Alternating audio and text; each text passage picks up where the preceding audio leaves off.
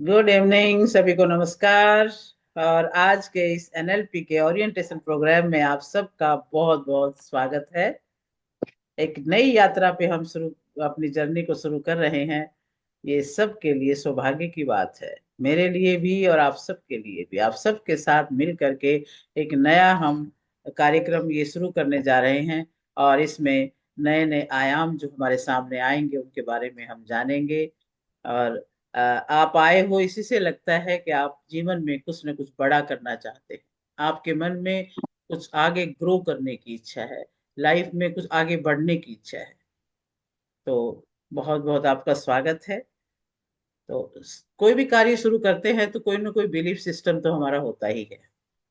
तो किसी न किसी बिलीफ सिस्टम को लेकर के हम आते हैं, हमारा कोई विश्वास होता है किसी चीज पर, तब हम आते हैं। तो जब भी हम पॉजिटिव बिलीफ लेके आते हैं तो कार्य पॉजिटिवली कर पाते हैं। और जब हम नेगेटिव बिलीफ के साथ काम करते हैं, पता नहीं होगा कि नहीं होगा, ये पता ऐसा नहीं तो होगा कि नहीं होगा। ये ऐसा तो नहीं होता। एक मिनट, एक मिनट। ये आवाज कैसे गूंज रही है?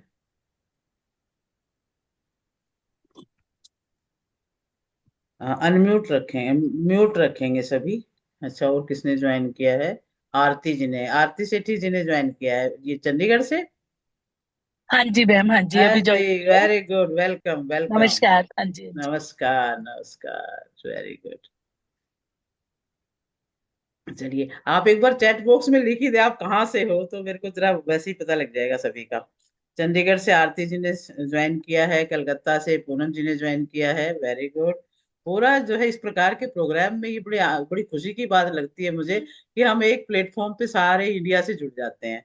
कितना, बनारस से कंचन जी, वाह वाह वाह, हरियाणा उर्वशी चंडीगढ़ से, गुड। कोई फरीदाबाद से है, कोई चंडीगढ़ से है, कोई मुंबई से है, कोलकाता से है, म्यूट वेरी हूँ। गुड। सभी का स्वागत है। और सभी म्यूट रखें तो बढ़िया है, जब हम चैट करेंगे तो अनम्यूट करके चैट कर लेंगे। Very good. मैं ही कर देती हूँ, चलो आप अपने आप जब भी बोलना हो तब आप अनम्यूट कर लें और बात करें। क्योंकि बीच में इस तरह से बाकी डिस्टरबेंस होती है तो कार्यक्रम जो है अच्छा सा नहीं लगता है। तो चलिए अब शुरुआत करते हैं। आईफोन ने नहीं बताया, आईफोन कहाँ से है?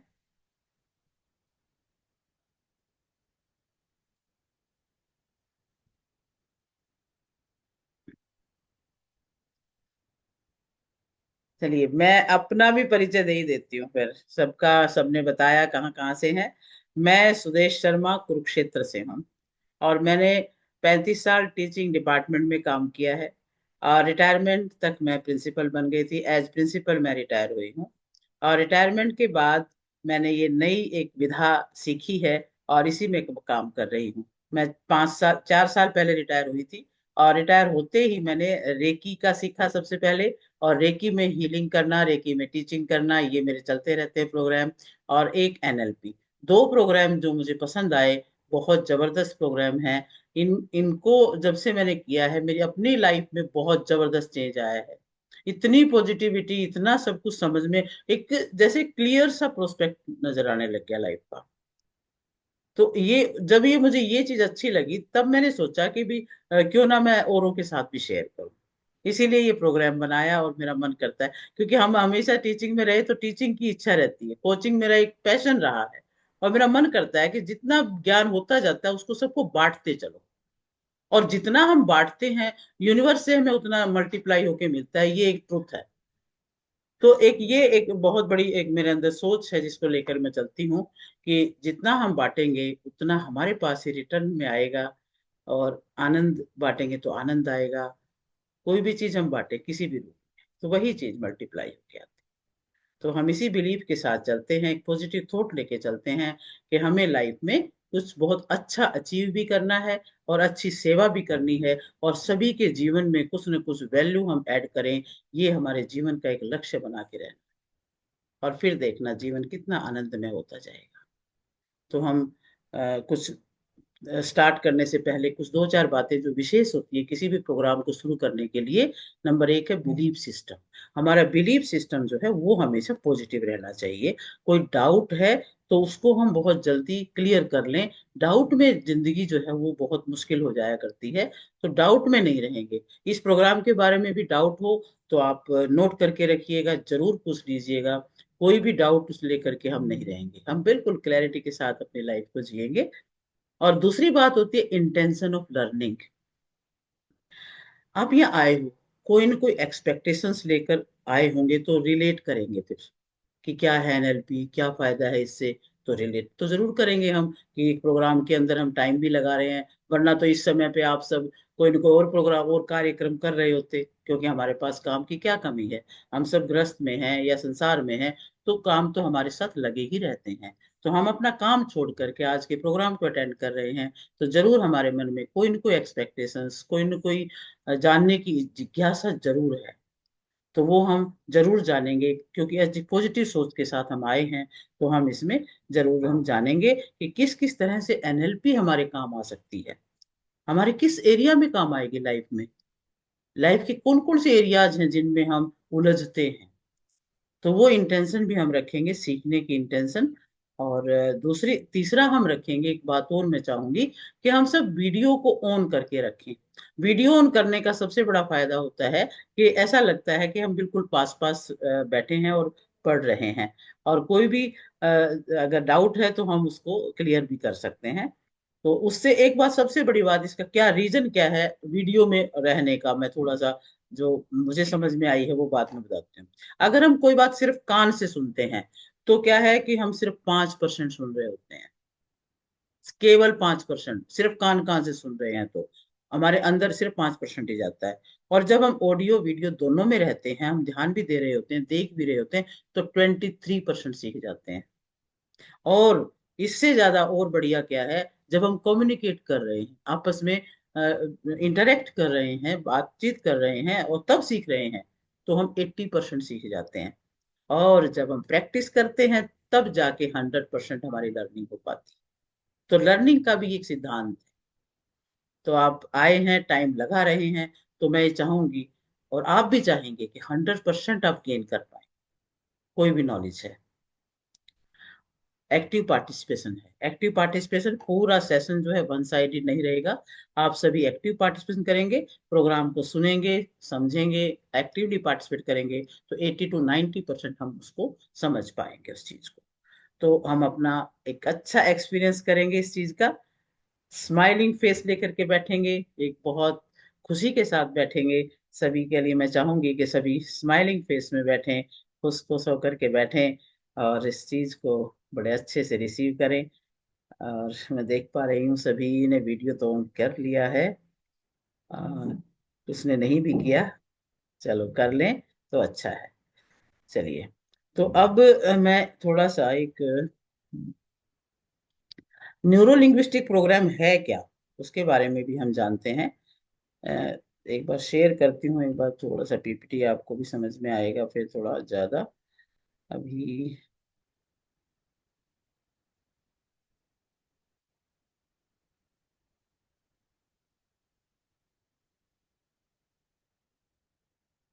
चलिए, ये आपको स्क्रीन शेयर हो रहा है, मैं ओरिएंटेशन का। हाँ, तो हमने बात की कि belief system, intention, video mode और एक्टिव पार्टिसिपेशन, ये हमारा कोई भी प्रोग्राम का पहला रूल होता है। दूसरा हम ये जानेंगे कि न्यूरो लिंग्विस्टिक प्रोग्राम जो है वो किसके लिए बना है, क्या हम उसके लायक हैं, हम सीखना हमारे लिए जरूरी है। तो ये हम समझे जरा। ये उन सब के लिए है जो स्पीकर स्पीकर बनना चाहते हैं, लाइफ कोच बनना चाहते हैं, ऑथर हैं, कंसल्टेंट हैं, कोई थेरेपी करने वाले हैं, कोई साइकोलॉजिस्ट है, कोई डॉक्टर है, या कोई बिजनेसमैन है, या एंटरप्रेन्योर है, या क्यूरियस फॉर पर्सनल ग्रोथ है, या फिर कॉरपोरेट एम्प्लॉय है, या कोई स्टूडेंट है, या कोई पेरेंट्स है, या हाउस वाइफ्स हैं, या any person who is in traumatic condition, जो डिप्रेशन में है, जो बहुत ज्यादा सदमे में है, बहुत ज्यादा परेशानी में है, उनके लिए भी है ये। क्योंकि इसमें ऐसी ऐसी टेक्निक्स आप सीखेंगे कि उससे आराम से इजीली आप बाहर आ जाएंगे उन सभी प्रकार की परेशानियों से। हु वांट पॉजिटिव माइंडसेट, जो पॉजिटिव माइंडसेट चाहते हैं उन सब के लिए ये प्रोग्राम बना हुआ है। इट मीन्स हर एक के लिए है, क्योंकि सारा ब्रेन पे काम हो रहा है, तो ब्रेन तो सबके पास है। किसके लिए नहीं है वो भी जान ले। जो ये समझता है कि भी कोई जादू हो जाएगा, मैजिक हो जाएगा है, और इंस्टेंट कोई फार्मूला मिल जाए हमारे जीवन की सारी समस्याओं को खत्म कर दे, या शॉर्टकट भी मिल जाए कोई, और जो आराम चाहते हैं, जो चाहते हैं कि बिना ही एफर्ट के हमारे काम बन जाए, लेजी हैं, और जो ओपन माइंडसेट के नहीं, उनको शायद इससे कोई ज्यादा लाभ नहीं होने वाला है, और बाकी सबको इससे लाभ होगा। अच्छे, अब हम देखिए ये देखते हैं हमारे लाइफ के एस्पेक्ट्स कौन कौन से हैं। तो एस्पेक्ट मतलब जीवन के कौन कौन से ऐसे पहलू हैं जिनमें हम सारी उम्र जो है हम लगे रहते हैं, उलझते रहते हैं, सुलझते रहते हैं, समस्याएं आती हैं, फिर उनका समाधान ढूंढते हैं, फिर आगे बढ़ते हैं। तो ये 5 एस्पेक्ट हैं सभी के लाइफ में। इनके अलावा आप देखेंगे कुछ भी नहीं है। पहला हमारा है हेल्थ। हेल्थ तो सबसे प्रायोरिटी है, सबसे पहला सुख निरोगी काया, यही बोला जाता है। दूसरा है रिलेशनशिप, रिश्तों में बहुत, क्योंकि परिवार में रहते हैं तो रिश्ते हमारे बहुत अच्छे होने चाहिए, उसकी भी हम हमेशा विचार करते हैं, चिंता करते हैं। करियर का भी देखो, करियर जब रोजी रोटी कमाने का जब साधन होता है तो वही हम लाइफ को ढंग से बिता पाते हैं, वरना तो बड़ी परेशानियां खड़ी हो जाती हैं। फाइनेंस का भी हमारे पास कंडीशन ठीक होना चाहिए, और इनर लाइफ का भी होना चाहिए। तो ये सारी चीजें हमारे लाइफ के 5 एस्पेक्ट है। इनसे अलावा आप देखिए क्या है, मतलब सब कुछ होते हुए भी कई बार हम मन से दुखी होते हैं, कोई बात को लेके बैठे हुए हैं, निकल ही नहीं रही है माइंड से, हैं हम पर, किसी से हम नाराज हैं, कोई हमसे नाराज है, या कोई नेगेटिव थॉट लेके बैठ गए। तो ये इनर हमारा एनवायरनमेंट है, अंदर का जो थॉट चलते रहते हैं वो चीज है। तो 5 चीजें हैं हमारी लाइफ में जो हमेशा ही चलती रहती हैं, और इनसे हमें, इन्हीं के बारे में हमें जो है हमेशा सोचना पड़ता है। तो ये 5 एस्पेक्ट हैं, इनको थोड़ा डिटेल में हम समझेंगे। अभी मैं शेयरिंग कर बंद करके फिर आप बात करते हैं। हम्म। तो ये जो है 5 जो चीजें हमने देखी, 5 एस्पेक्ट, ये लाइफ का ऑडिट कर देते हैं हम, ये सब करके क्या कर रहे हैं, लाइफ ऑडिट कर रहे हैं, हमारे लाइफ का ऑडिट। जैसे कोई भी संस्थान है ना, उसका ऑडिट होता है सारे अकाउंट्स का, तो हमारी लाइफ का ऑडिट ये 5 चीजों से हो जाता है। यानी बचपन से हमारी प्रोग्रामिंग होती रहती है करियर को लेकर, मनी को लेकर के। घर में यही रहेगा, पढ़ लो भाई, ताकि ये अच्छी जॉब मिल जाए, अच्छा तुम फिर शादी अच्छी हो जाएगी, और फिर परिवार अच्छा बनेगा और अच्छे से जीवन बिता पाओगे। हैं, सबसे शुरुआत से ही हम यही सुनते आते हैं। हेल्थ के बारे में भी इतने कॉन्शियस नहीं होते हम लोग, हेल्थ के बारे में भी कुछ ज्यादा ध्यान नहीं दिया जाता, अपने आप ही सोचते हैं अपने आप ही ठीक होती रहेगी। जो अवेयर है वो शुरू से ही अवेयर है, लेकिन नहीं है तो नहीं भी। तो इस पर कुछ ज्यादा फोकस नहीं डाला जाता, ज्यादा फोकस ये है भी पढ़ो लिखो, जो प्राप्त करो, पैसा कमाओ, घर बनाओ, बच्चे पैदा करो, ये जो फोकस है ये ज्यादा रहता है। इंटरनल वेलबींग के लिए भी कुछ ज्यादा सिखाया नहीं जाता। करियर और मनी के लिए सारा जीवन हम लगे रहते हैं, करियर बनाते हैं, पैसा कमाते हैं, फिर उसको अपने घर की सुविधाएं बनाते हैं, और हम लगे रहते हैं। ये 5 एस्पेक्ट हमारी लाइफ में है, और इन पांचों में कोई न कोई करंट स्टेट हर एक इंसान की होती है। वर्तमान में जो पोजीशन है, वो हेल्थ में कोई बहुत अच्छी पोजीशन में होंगे, या कोई कम अच्छी पोजीशन में होंगे, या कोई बहुत अच्छी पोजीशन में, कोई ना कोई प्रॉब्लम किसी की हेल्थ में हो सकती है। दूसरा, रिलेशनशिप में कोई टॉक्सिक टॉक्सिक रिलेशन हो सकता है, कहीं ना कहीं अनबन हो रही है, कहीं ना कहीं खटास हो रही है। और तीसरी बात, करियर में प्रॉब्लम हो सकती है, पैसे में प्रॉब्लम हो सकती है, कमा रहे हैं तो फुलफिलमेंट नहीं आ रही है, जो आनी चाहिए उतनी खुशी नहीं आ रही है। ये सब कुछ जो है हमारी वर्तमान, हमारी कोई ना कोई स्टेट इस समय है, सभी की है। पैसे के मामले में बहुत स्ट्रगल कर रहे हैं, जितना चाहते उतना अचीव नहीं कर पा रहे हैं। तो आप बता सकते हैं, अपने चैट बॉक्स में लिख सकते हैं कि क्या इन 5 एस्पेक्ट में से आप कौन से एस्पेक्ट में जूझ रहे हैं, कहाँ आपको थोड़ी बहुत प्रॉब्लम नजर आ रही है। आप चैट बॉक्स में लिख करके बताएंगे, तो इससे हमें थोड़ा सा अच्छा रहेगा। कोई रिलेशनशिप में, कोई हेल्थ के मामले में है, तो कोई करियर के मामले में है, कोई पैसे के बारे में, किसी का इनर एनवायरनमेंट अच्छा नहीं है। गुड। तो और एनएलपी जो है वो एक ऐसा ब्रिज है, ये मैं एक बार फिर दिखाती हूँ आपको, कि एनएलपी जो है वो एक ऐसा ब्रिज है जो हमारी करंट स्टेट, और ये देखिए हमारी ये जो है करंट स्टेट है जिसमें हम कहीं ना कहीं थोड़े बहुत उदास हैं, और डिजायर्ड स्टेट है जो हम खुश हैं। अब ये करंट स्टेट, इस समय जो हमारी करंट स्टेट है, तो एनएलपी जब हम करते हैं तो ये एक ब्रिज का काम करती है हमें हमारी डिजायर्ड स्टेट तक पहुंचाने में। यानी हम सभी खुश होना चाहते हैं लाइफ में, किसी भी मामले में, हेल्थ में भी हम चाहते हैं हम ठीक रहे, हम खुश रहें, रिलेशनशिप में भी हम खुशी चाहते हैं, करियर अच्छा हो तो खुशी मिलेगी। तो हम एक डिजायर स्टेट खुशी की चाहते होते हैं, तो वो हमारा एनएलपी के थ्रू हम प्राप्त कर सकते हैं, पांचों एस्पेक्ट में हम काम कर सकते हैं। तो इस तरह से।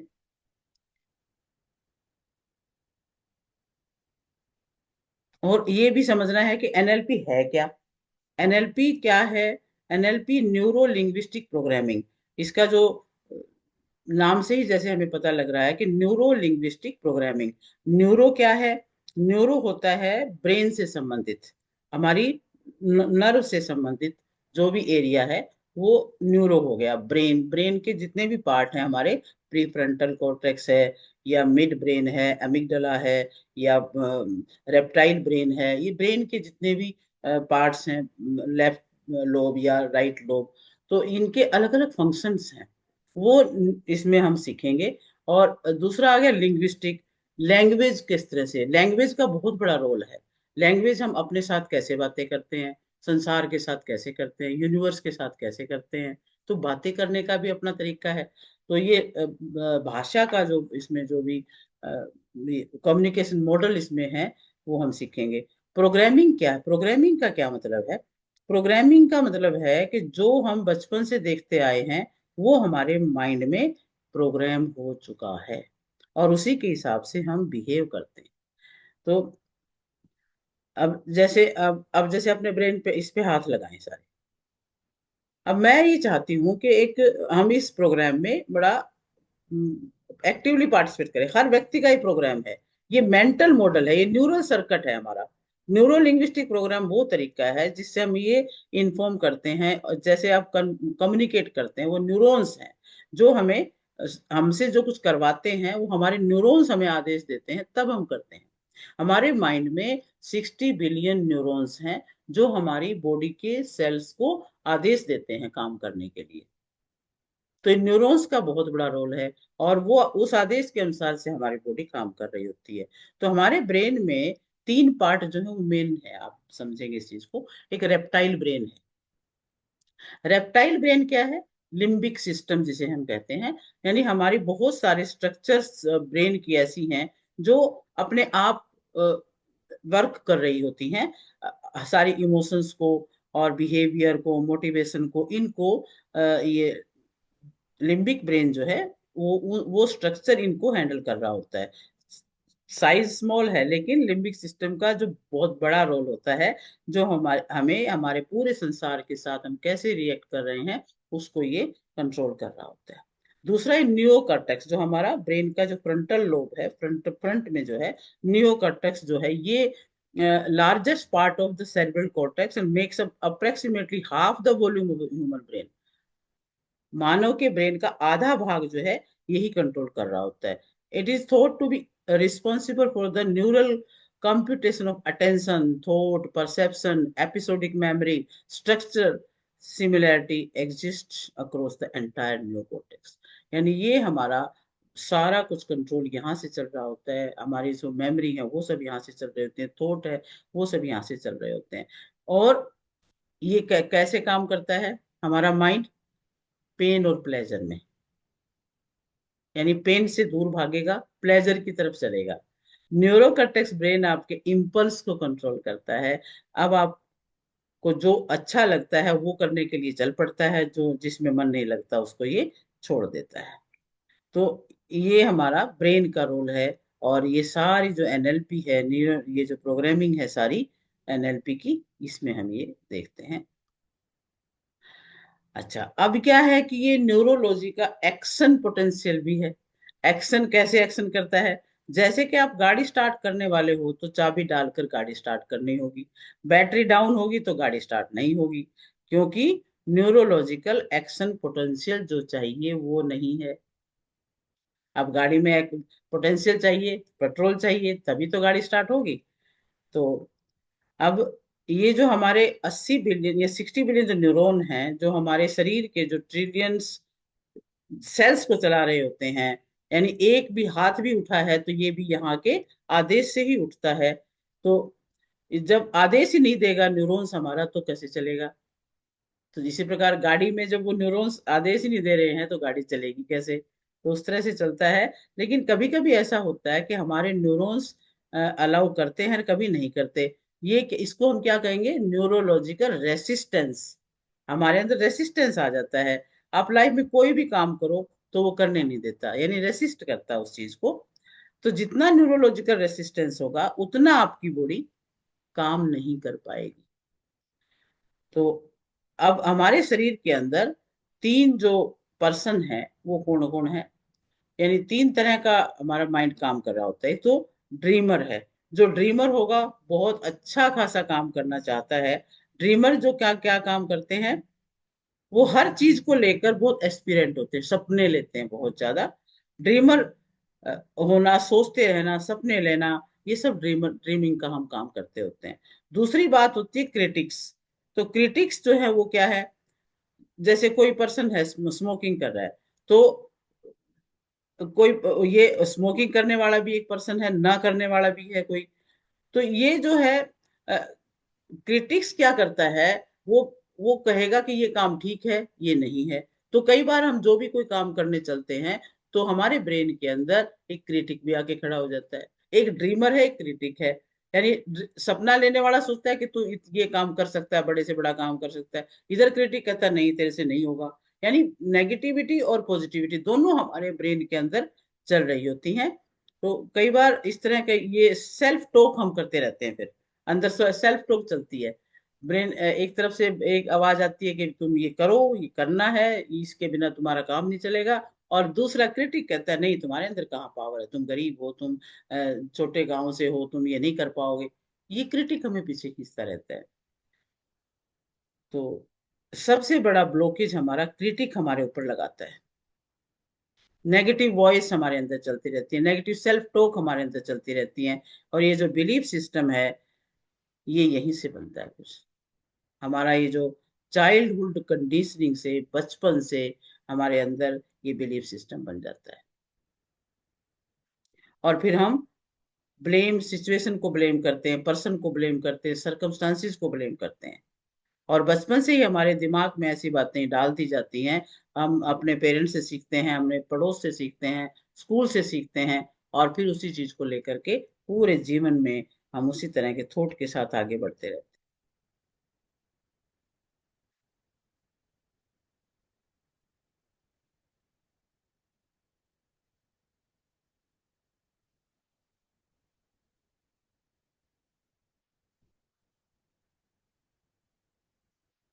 और उसके बाद फिर हम देखते हैं हमारी लाइफ में दूसरा न्यूरोलॉजिकल ब्लॉकेज। एक तो ये क्रिटिक्स और ड्रीमर वाला जो जद्दोजहद चलती रहती है वो है। दूसरा न्यूरोलॉजिकल ब्लॉकेज, यानी ये जो एक्शन पोटेंशियल को कम करने के लिए ये चार चीजें आती हैं। एक तो ड्रीमर, और दूसरा आ गया परफेक्शन सिंड्रोम। दूसरा न्यूरोलॉजिकल ब्लॉकेज है परफेक्शन सिंड्रोम। अब परफेक्शन सिंड्रोम क्या है? कि हम कोई भी कार्य को करना बहुत बार चाहते हैं लेकिन नहीं कर पाते, क्योंकि हम रुक जाते हैं ये सोच करके कि अभी हमें परफेक्टली नहीं आता ये काम। और हम उस कार्य को कई कई दिनों निकाल देते हैं, उस काम को कर ही नहीं पाते। कई बार हम क्या करते हैं, बुक लिखने का सोचा था, कुछ किया नहीं। स्टार्टअप के लिए सोचा था, कुछ किया नहीं। और ये सोचते सोचते और सालों निकल जाते हैं। कई बार हम सोचते हैं हेल्थ के लिए कुछ काम करेंगे, और फिर कल करेंगे, परसों करेंगे, टालते टालते, और हम उसमें समय को निकालते रहते हैं। तो जिंदगी में कई बार हम जब ये परफेक्शन सिंड्रोम हमारे अंदर आ जाता है तो भी हम काम करते नहीं हैं। सोचते हैं अभी मैं और परफेक्ट हो जाऊं, अभी मैं और परफेक्ट हो जाऊं। और इस प्रकार से कार्य हमारे हमेशा पीछे रहते चले जाते हैं। तो आप में से भी कितने लोगों को ऐसा अनुभव है कि आप कोई काम करना चाहते थे लेकिन इसलिए नहीं कर पाए कि भी परफेक्शन नहीं है? कौन कौन है आप में से ऐसे जो ये सोचते हैं कि परफेक्ट होने के इंतजार में हमने वो काम नहीं किया? यस। तो इसीलिए हम काम को छोड़ देते हैं। लेकिन हमें काम को एक फार्मूला है जो काम को हम शुरू कर सकते हैं। तो कौन सा फार्मूला जानना चाहेंगे? कौन सा फार्मूला है जिससे हम काम को शुरू कर सकते हैं? सभी जानना चाहेंगे? काम शुरू करना है सीधा साधा घटिया, जैसा भी है काम शुरू करेंगे, करते जाएंगे, परफेक्ट होते जाएंगे। सीधा साधा घटिया जैसा भी आता है काम को शुरू कर दें। तो कितने लोग आप में से इस बात को विश्वास करते हैं, जब भी आप काम शुरू करोगे तो सीधा साधा घटिया शुरू कर दोगे, काम अपने आप पूरा होगा। अब कितने लोग ऐसे हैं जो ये जानते हैं कि जो भी ये हीरो हीरोइन हैं, जो भी अच्छे डांसर्स हैं, वो शुरुआत में ऐसे नहीं थे। शुरुआत में वो भी स्टेप्स भी उनको ढंग से नहीं आते थे, बोलना भी ढंग से नहीं आता था। कितने सारे हीरो ऐसे होंगे, जैसे शाहरुख खान का एग्जाम्पल लें तो कैसे बोलते थे स्टार्टिंग में, लेकिन अब वो बहुत अच्छे हीरो हैं।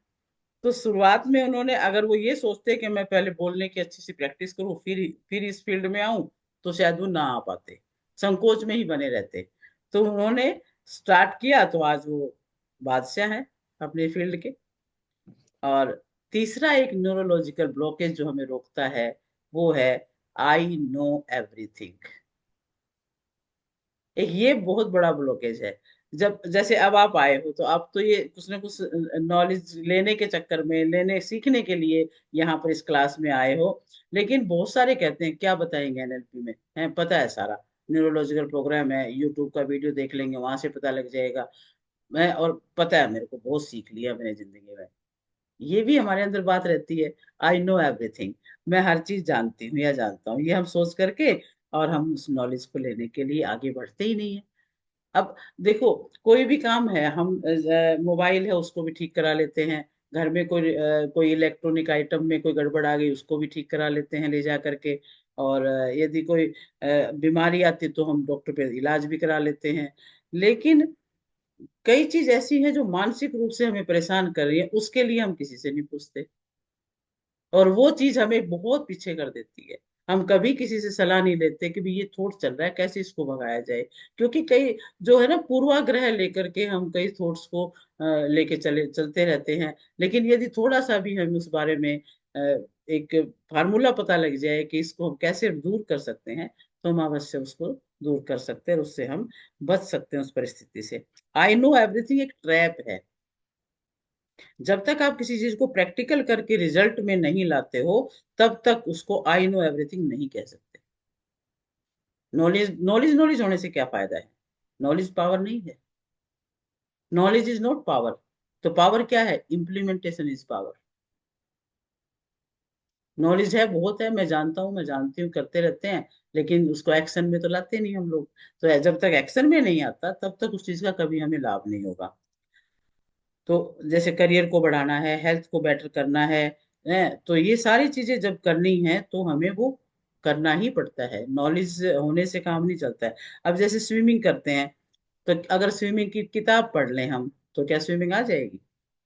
नहीं आएगी। साइकिल सीखते हैं बच्चे, तो उसको हम बता दें भी ऐसे ऐसे कर ले, तो वो नहीं कर पाएगा जब तक प्रैक्टिस नहीं करेगा, जब तक उसको इम्प्लीमेंट नहीं करेगा, एक एक स्टेप को पार नहीं करेगा, तब तक वो चीज नहीं आती है। तो हमने क्रिटिक्स के बारे में समझा, इंटरनल जो वॉइस चलती है, नेगेटिव वॉइस, उसको समझा। परफेक्शन सिंड्रोम क्या है? भी हम मैं परफेक्ट होने के इंतजार में काम को हम टालते रहते हैं, पूरा नहीं करते। एक आई नो एवरीथिंग, और एक एक इसमें कॉन्फ्लिक्ट चलता रहता है ड्रीमर और क्रिटिक के अंदर। तो ड्रीमर और क्रिटिक का जब तक वो लड़ाई चलती रहेगी, हम कोई काम नहीं कर पाते। यानी एक साइड तो हमें होना पड़ता है कि करना है या नहीं करना है। तो उसमें हमें उस कॉन्फ्लिक्ट को खत्म करके ही हम कोई काम कर पाएंगे। सिर्फ मोटिवेशन से भी नहीं होता। हमें अगर क्रिटिक्स जीतता है तो काम एक्शन नहीं ले पाएंगे, ड्रीमर जीतता है तो एक्शन ले पाएंगे। तो हमें इसमें भी सोचना है कि कौन सी बात को हमने मानना है, कौन सा नहीं मानना है। तो ये चीजें हैं। और एक होता है कि एक कम्युनिकेशन के लेवल कौन कौन से हैं। कम्युनिकेशन के लेवल हैं, मैं बताती हूँ, अभी एक दोबारा से शेयर करते हैं पीपीटी, आप देखेंगे। तो हाँ, ये हमने बताया कि ये जो एनएलपी है एक ब्रिज है करंट स्टेट और डिजायर स्टेट के बीच में। जो आज स्टेट है और हम जो चाहते हैं जैसा बनना, एक वो स्टेट है, उसके बीच में एनएलपी ब्रिज का काम करती है। एनएलपी बहुत सारी ऐसी टेक्निक्स है, बहुत सारा ऐसा नॉलेज है जिससे हम अपनी करंट स्टेट में काफी इम्प्रूवमेंट कर सकते हैं। अच्छा, एक हमने बात की भी, ये एनएलपी है क्या, न्यूरो लिंग्विस्टिक प्रोग्रामिंग। और उसके बाद हमने बात की थी ब्रेन की, रेप्टाइल ब्रेन, लिम्बिक ब्रेन और नियोकॉर्टेक्स ब्रेन की। फिर एक्शन पोटेंशियल कैसे है, यानी हम किस तरह से एनर्जेटिक तरीके से अपने आप को हम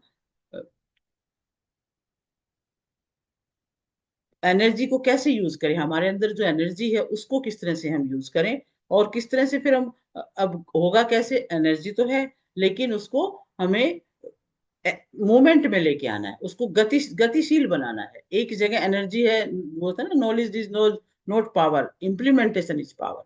तो एक्शन पोटेंशियल हमारा बढ़ाना है, जब हम एक्शन लेंगे तब जाकर के ट्रांसफॉर्मेशन आएगा। तो और ये हम क्यों नहीं ले पाते एक्शन, रेसिस्टेंस है हमारे ऊपर, क्रिटिक है, परफेक्शन सिंड्रोम है, आई नो एवरीथिंग है, और कॉन्फ्लिक्ट चलता रहता है। अब क्यों चलता रहता है ये, है 3 लेवल की कम्युनिकेशन है। हम सारा दिन कम्युनिकेशन करते रहते हैं, कोई ना कोई बात हमारे माइंड में चलती रहती है। तो अब 3 लेवल हैं कम्युनिकेशन के। एक है कम्युनिकेशन टू द यूनिवर्स, एक है कम्युनिकेशन टू द वर्ल्ड, और कम्युनिकेशन टू योर सेल्फ। हम अपने आप से कैसे बात करते हैं, और संसार से कैसे बात करते हैं, और यूनिवर्स से कैसे बात करते हैं। तो लैंग्वेज जो है ये क्या है, अगर इस पे हमने काम कर लिया तो इमीडिएट रिजल्ट आता है। हमारा बात करने का जो तरीका यदि हमने ठीक कर लिया तो हमें तुरंत इसका प्रभाव दिखता है। अगर ये चीज आपने चेंज कर ली तो 4 दिन के अंदर अंदर आपको लगेगा कि आप पॉजिटिवली चेंज हो रहे हैं। तो इसमें हम सबसे पहले देखें कि language is the way of communication. Language क्या है, कम्युनिकेशन का एक तरीका है, आप कैसे कम्युनिकेट कर रहे हो। लीडरशिप का मतलब है how can you influence people. तो ये पहली बात है कि हम इन लोगों को इन्फ्लुएंस कैसे करते हैं, हमारी लैंग्वेज से इन्फ्लुएंस करते हैं हम। तो कम्युनिकेशन टू द वर्ल्ड, दुनिया से हम जिस प्रकार से बात करते होते हैं, कई तरीके हैं। अ, कई बार हम बहुत डल तरीके से बात कर रहे हैं तो फिर वो प्रभाव नहीं पड़ता है। और अपने आप से कैसे करते हैं, और यूनिवर्स से कैसे करते हैं। अब इसमें, अब देखिए, आप ये करिए, अपने आप से कैसे, देखो खुद से बात करनी तो अपने ऊपर ऐसे हाथ करके करिए। अपने आप से कैसे करते हैं, यूनिवर्स से कैसे करते, वर्ल्ड से कैसे करते हैं, और यूनिवर्स से कैसे करते हैं। यूनिवर्स जो है हर वक्त स्कैन करता रहता है कि अंदर में क्या बात चल रही है। यूनिवर्स से जो बात है वो अंदर से बात होती है। तो हम इसके बारे में थोड़ा और डिटेल में जाएंगे अभी। तीनों तरह का जो कम्युनिकेशन है वो कैसे हम करते हैं। अब ये जो संसार के साथ हम बात करते हैं वो कैसे काम करता है। तो वर्ल्ड की तरफ जैसे हम बात करें कि भाई संसार, ये पूरा जो संसार है इसके साथ हमें बात करनी है, तो हम कैसे करेंगे। आप किसी बच्चे से बात करते हैं, कोई सुन नहीं रहा है। आप किसी से बात करते हैं, कोई बुरा मान जाता है, कोई नेगेटिव समझ लेता है। आप किसी का कई बार कॉल उठाने से भी डरने लग जाते हो। तो क्यों, क्योंकि कम्युनिकेशन ठीक नहीं है। किसी से भी कम्युनिकेशन नहीं है तो लोग उसको अवॉइड करते हैं। कितने लोग इस बात से सहमत हैं कि अगर हम बात कम्युनिकेशन ठीक नहीं करते तो लोग हमसे बात करना अवॉइड करेंगे, उससे दूर भागेंगे, उससे बात करना ही नहीं चाहेंगे। ठीक है ना, तो बुरा मान जाएंगे। किसी को कम्युनिकेशन नहीं है तो लोग उसको अवॉइड करते हैं। तो हाउ टू कम्युनिकेट, तो इसमें हमारी 3 चीजें काम आती हैं, बात हमें कैसे करनी है। 3 बातें हमें इसमें काम में आएंगी। 55% आपकी बॉडी लैंग्वेज काम में आती है। आपका बॉडी लैंग्वेज बता देती है कि आपका भाव क्या है, आप कितना किस ढंग से बात कर, क्या मीनिंग निकल रहा है आपकी बात का, आपकी बॉडी लैंग्वेज से पता लगता है। 38% आपकी टोनेलिटी, आपकी टोन कैसी है बात करने की। और 7% वर्ड्स, शब्दों का रोल केवल 7% है। आपकी टोन और बॉडी लैंग्वेज बहुत ज्यादा मैटर करती है। कभी कभी हम फोन पर बात करते हैं तो अब ये तो जब सामने कोई व्यक्ति है तो ये तीनों चीजें इस तरह से काम करेंगी। अगर हम फोन पर बात कर रहे हैं तो वहां पर आपकी बॉडी लैंग्वेज, आपकी टोन, ये दो ही चीज काम करेंगी। वहां पर आपकी टोन और शब्द काम करेंगे कि आप कैसे शब्द बोल रहे हो, टोन क्या है, क्योंकि बॉडी लैंग्वेज तो वहां पे दिख नहीं रही है। तो फोन पे हमें ध्यान रखना है कि हमारी टोन और हमारे शब्द जो हैं वो हम ध्यान से करें।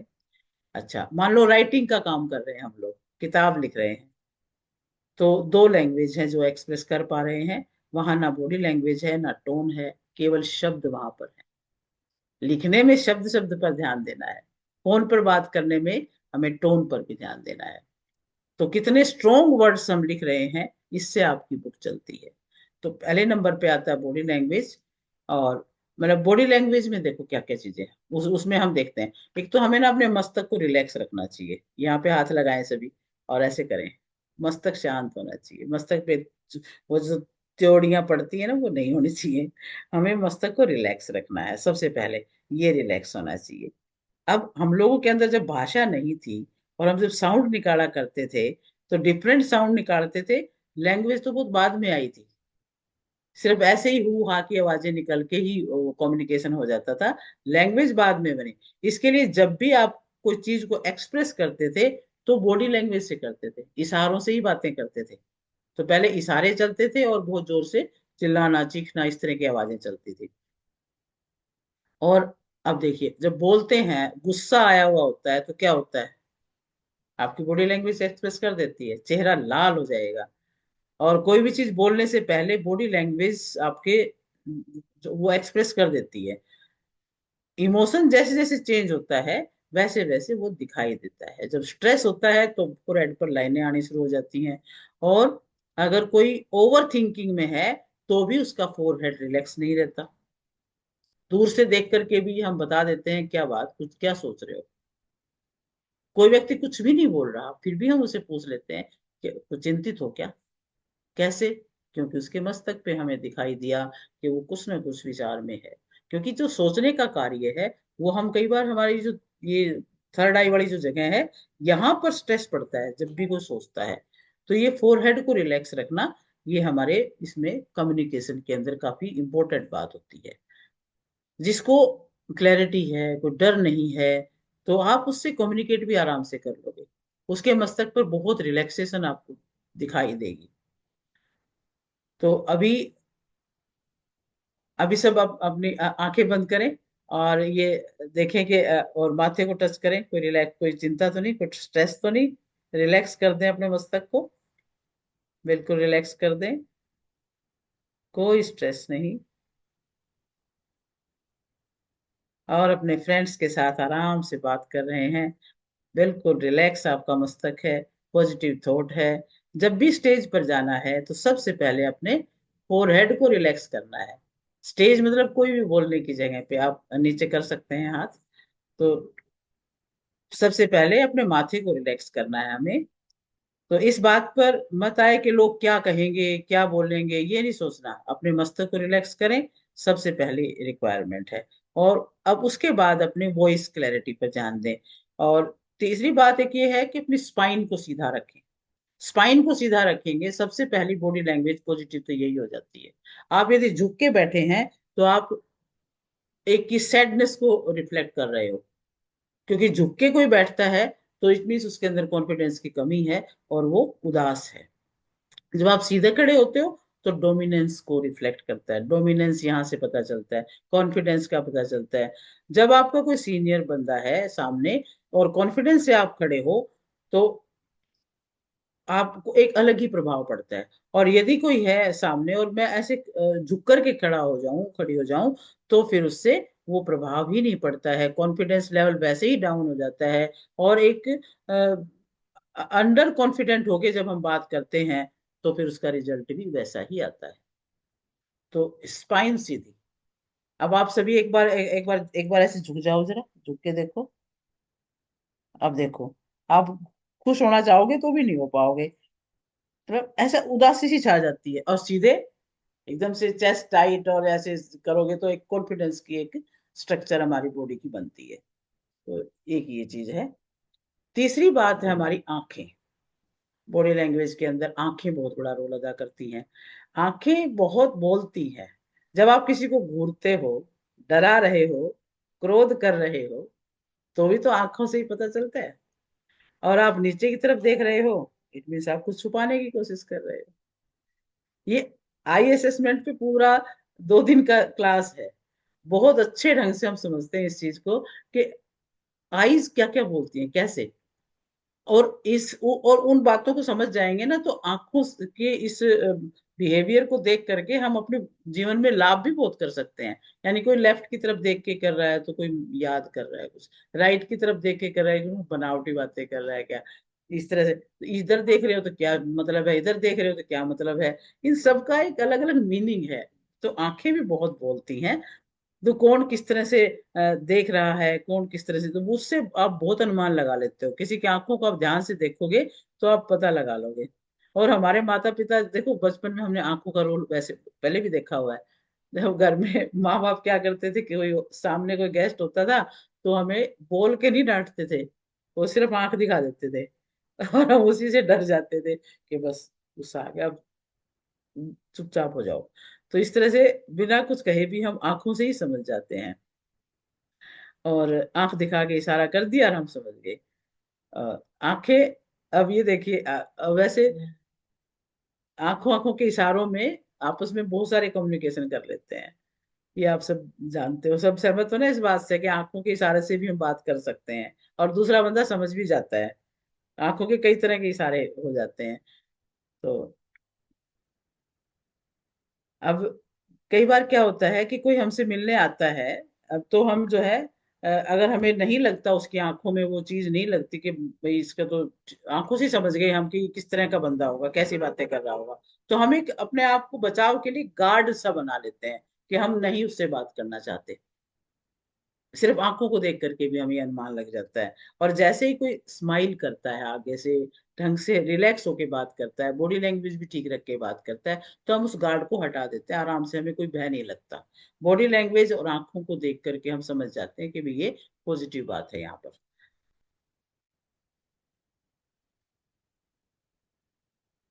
तो आप बॉडी लैंग्वेज के चक्कर में इन्फ्लुएंस करना बंद कर देते हो, तो लोग आपसे दूर भागते हैं। क्योंकि आप अपनी बॉडी लैंग्वेज वैसी ही रखना चाहते हो, वो प्रभाव पड़ता नहीं है, तो लोग तो, कोई भी पर्सन, कम्युनिकेशन का एक फार्मूला होता है, बहुत जबरदस्त फार्मूला है। कभी भी आपका कम्युनिकेशन पॉजिटिव फीलिंग क्रिएट करता है, तो आप, कई बार पॉजिटिव फीलिंग क्रिएट करता है तो दूसरा बंदा बात करने के लिए तैयार रहता है। अगर नहीं, तो वो फोन भी नहीं उठाना चाहता। वो क्या सोचता है कि भाई क्या करें फोन उठा के, या तो वो बकवास करेगा, फालतू में टाइम खराब करेगा, दिमाग खराब करेगा, नेगेटिव बोलेगा। तो हम नहीं उठाते। ये कम्युनिकेशन का ही परिणाम निकलता है। हमारी जो बातचीत के तरीके हैं, उससे भी हम लोगों को नजदीक भी ला सकते हैं और दूर भी कर सकते हैं। ये सब हमारे कम्युनिकेशन का परिणाम है। तो हमें क्या क्या बातें हमने देखी बॉडी लैंग्वेज में। माथे पर सिकन नहीं होनी चाहिए। अब आप बताएंगे जरा, पहली बात क्या क्या चीज हम ध्यान रखें बॉडी लैंग्वेज में कम्युनिकेशन करते वक्त। माथे पे शिकन नहीं होना चाहिए और स्पाइन हाँ, स्ट्रेट होना चाहिए। हाँ, स्पाइन स्ट्रेट होनी चाहिए। और आंखों में भी। आंखें आंखों का भी हाँ, हमें कांटेक्ट, आई याद करने कांटेक्ट की होना चाहिए। चीजें हैं। हाँ जी, नजर सीधी हो, स्माइलिंग फेस हो, तो कम्युनिकेशन अच्छा होता है। ये है। ये कब कब, ये किस लिए हमने बात की है इतनी। संसार से बात करते वक्त हमें इन बातों का ध्यान रखना पड़ता है, बॉडी लैंग्वेज का, टोन का, और हमारे अ, शब्दों का। ये उस वक्त हमें ध्यान रखना है जब हम पब्लिक से बात कर रहे हैं, दुनिया से बातें कर रहे हैं। दूसरा एक फिर अगली बात आती है, कम्युनिकेशन विद योर सेल्फ। खुद से कैसे बातें करनी है, हमारे अंदर भी तो सारा दिन थॉट चलते हैं, वो भी तो हमारी लाइफ में बहुत इम्पेक्ट कर रहे होते हैं।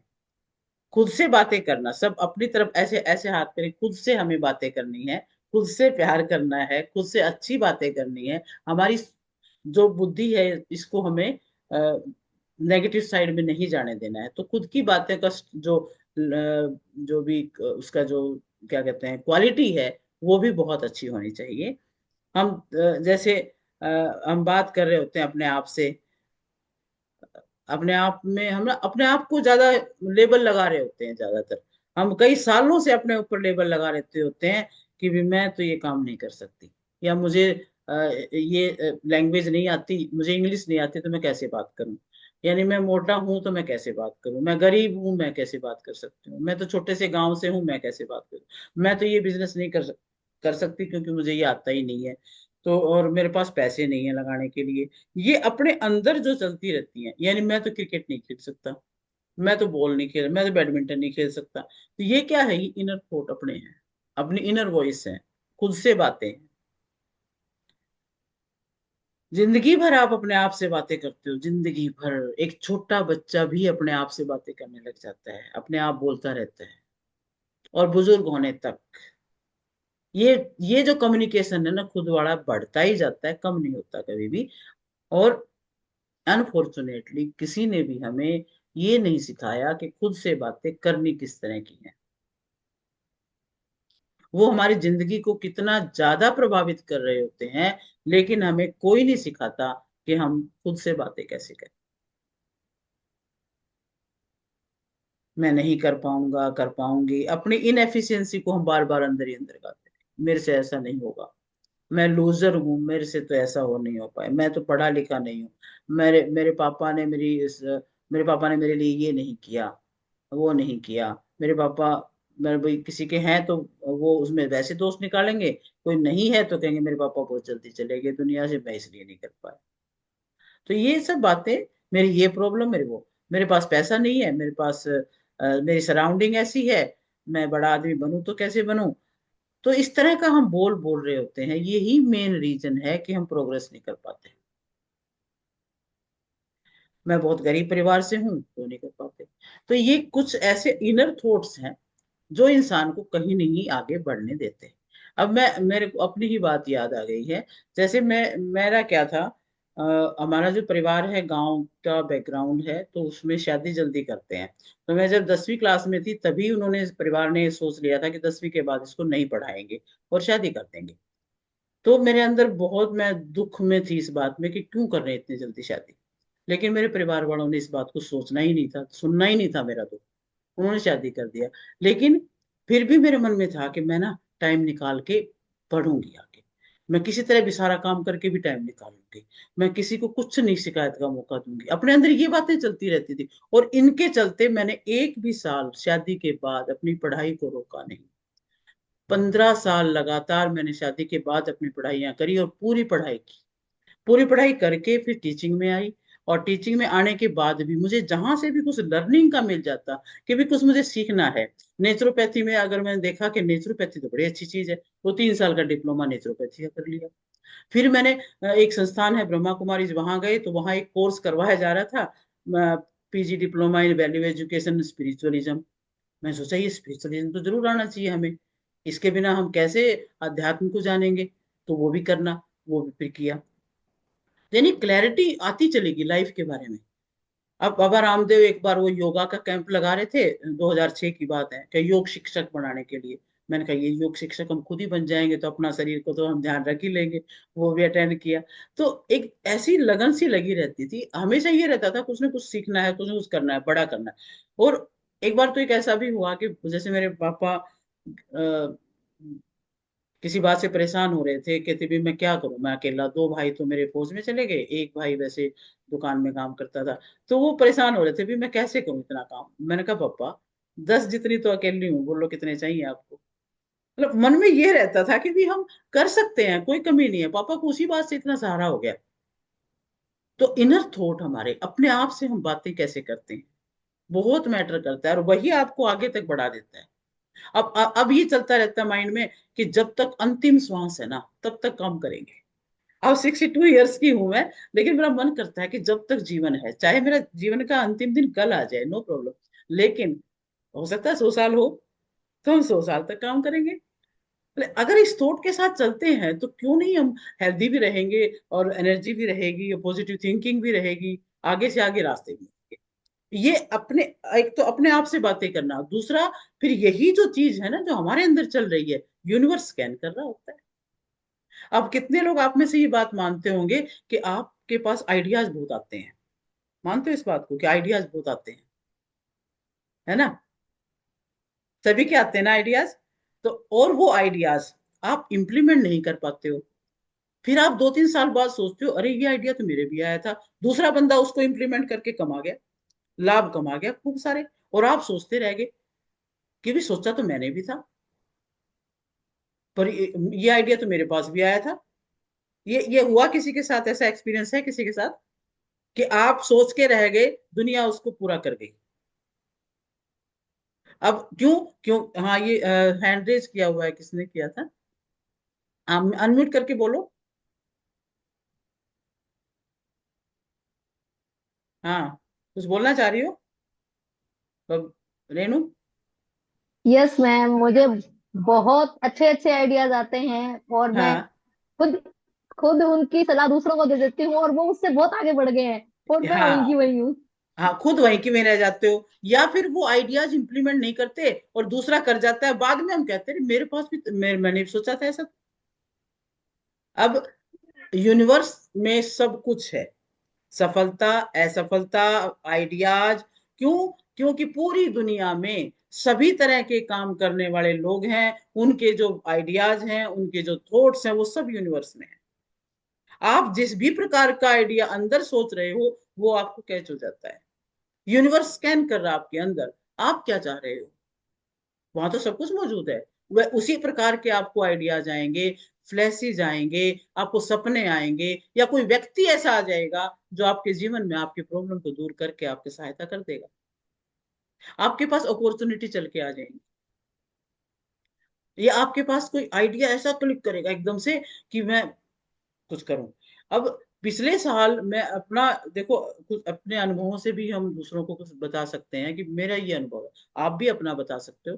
तो लास्ट ईयर क्या हुआ कि मेरे को एक आइडिया मिल गया कहीं से, बुक लिखने का। मैंने कहा अरे बुक तो बहुत लिखी जा सकती है। उससे पहले मैं कहती हूँ 60-61 साल तक मुझे बुक लिखने का आइडिया नहीं आया। लेकिन उस वक्त एक ऐसा आइडिया आया कि बुक लिखनी है। एक स्टार्ट की, दूसरी, तीसरी, चौथी, 11 किताबें लास्ट ईयर, 1 साल के अंदर 11 किताबें मैंने लिखी, और आज अमेजन पे है वो सारी। मैं खुद हैरान हूं कि इतने साल बीत गए, कभी ना मेरे आइडिया आया, और अब आया तो एक के बाद एक के बाद एक के बाद आइडियाज भी आए जा रहे हैं, बुक्स भी लिखी जा रही हैं। क्यों? एक, अच्छा, बुक्स क्यों लिखी गई, इसका एक सबसे बड़ा रीजन ये भी रहा कि मुझे लिखने की तो आदत कई सालों से है। मैं डायरीज भी लिखती हूँ, मैं ब्लॉग भी लिखती हूँ। जैसे गूगल ब्लॉगर होता है, गूगल ब्लॉगर पे आप अपने आर्टिकल लिख दो, बस। तो वहां भी मेरे जो कंटेंट था वहां पे कई सालों से इकट्ठा हो रहा था, उसको बुक फॉर्म में कन्वर्ट किया, तो मजा ही आ गया। फिर तो अमेजन पे बुक अपने अपलोड कर दी, और अब भी 3-4 बुक्स जो है वो लिखने का मन करता रहता है, लगी रहती हूँ कभी न कभी। तो ये चीजें हैं, आप जैसा चाहोगे ना वैसे आपको अपॉर्चुनिटी तो मिल जाएंगी, बस अंदर चाहना तो शुरू करें, वो चीज है। हम्म। और हाँ, हाँ, इनर वॉइस की बात करें थे, अपने आप से कैसी बातें करें। देखो, कई आपने पिक्चर्स के डायलॉग सुने होंगे, मैं जहां से खड़ा होता हूँ वहीं से लाइन स्टार्ट होती है, सुनते हो ना? और जब मैं कमिटमेंट कर लेता हूँ तो मैं फिर अपने आप की भी नहीं सुनता। ऐसे ऐसे कमिट होते हैं ना, ऐसी ऐसी बातें। तो ये सब क्या है? ये अपने आप से हम बातें करते हैं, फिर वैसी ही हमारी एनर्जी बनती है, वैसा ही फिर हमें रिजल्ट आता है। तो ये हमारे अपने आप से बातों का भी पॉजिटिव जो सेंटेंस हैं, वो हमें बहुत काम आते हैं। तो अभी आपको एक छोटा सा मैं अभी टास्क देती हूँ एक, आप अपने लिए आप कौन से डायलॉग बोलेंगे, आप अपने अंदर कैसी कैसी बातें आपके अंदर उठती हैं, या आगे आप चाहते होगे ये थॉट मेरे ऐसे से बनने चाहिए ताकि रिजल्ट मेरे को वैसा ही मिले। आप 11-11 सेंटेंस अपने लिए लिखो, जरा अभी लिखो, फिर हम शेयर करेंगे आपस में। अभी लिखो फटाफट, 11 पॉजिटिव सेंटेंस लिखो अपने बारे में। जैसे, I am strong, I can achieve everything, I am confident, जो मर्जी आप बनाइए। देखो, मैं आइडिया दे रही हूँ सिर्फ, ठीक है? आप किसी भी फील्ड में बना सकते हो, आपने जो जो 5 एस्पेक्ट है ना हमारी लाइफ के, उन सब पे बना सकते हो। हेल्थ पे, रिलेशनशिप पे, करियर पे, मनी पे और इनर एनवायरनमेंट पे। आपके अंदर मैं शांत हूँ कि नहीं, मैं पॉजिटिव हूँ, मेरे साथ ऐसा ही क्यों होता है, ये प्रॉब्लम मेरे साथ ही क्यों आती है, ये है नेगेटिव बातें। आपने नेगेटिव नहीं बनाना है, सारे पॉजिटिव सेंटेंस लिखने हैं। ये आवाज आवाज आवाज म्यूट म्यूट म्यूट करो भाई। हम्म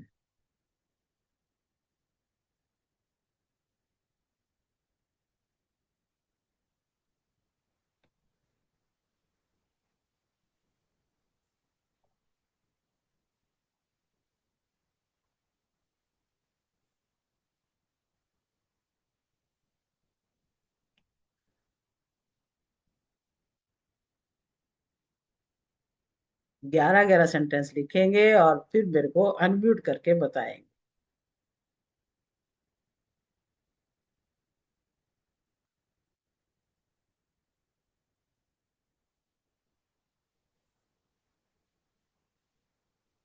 लिख ले तो हैंड रेज कर देना।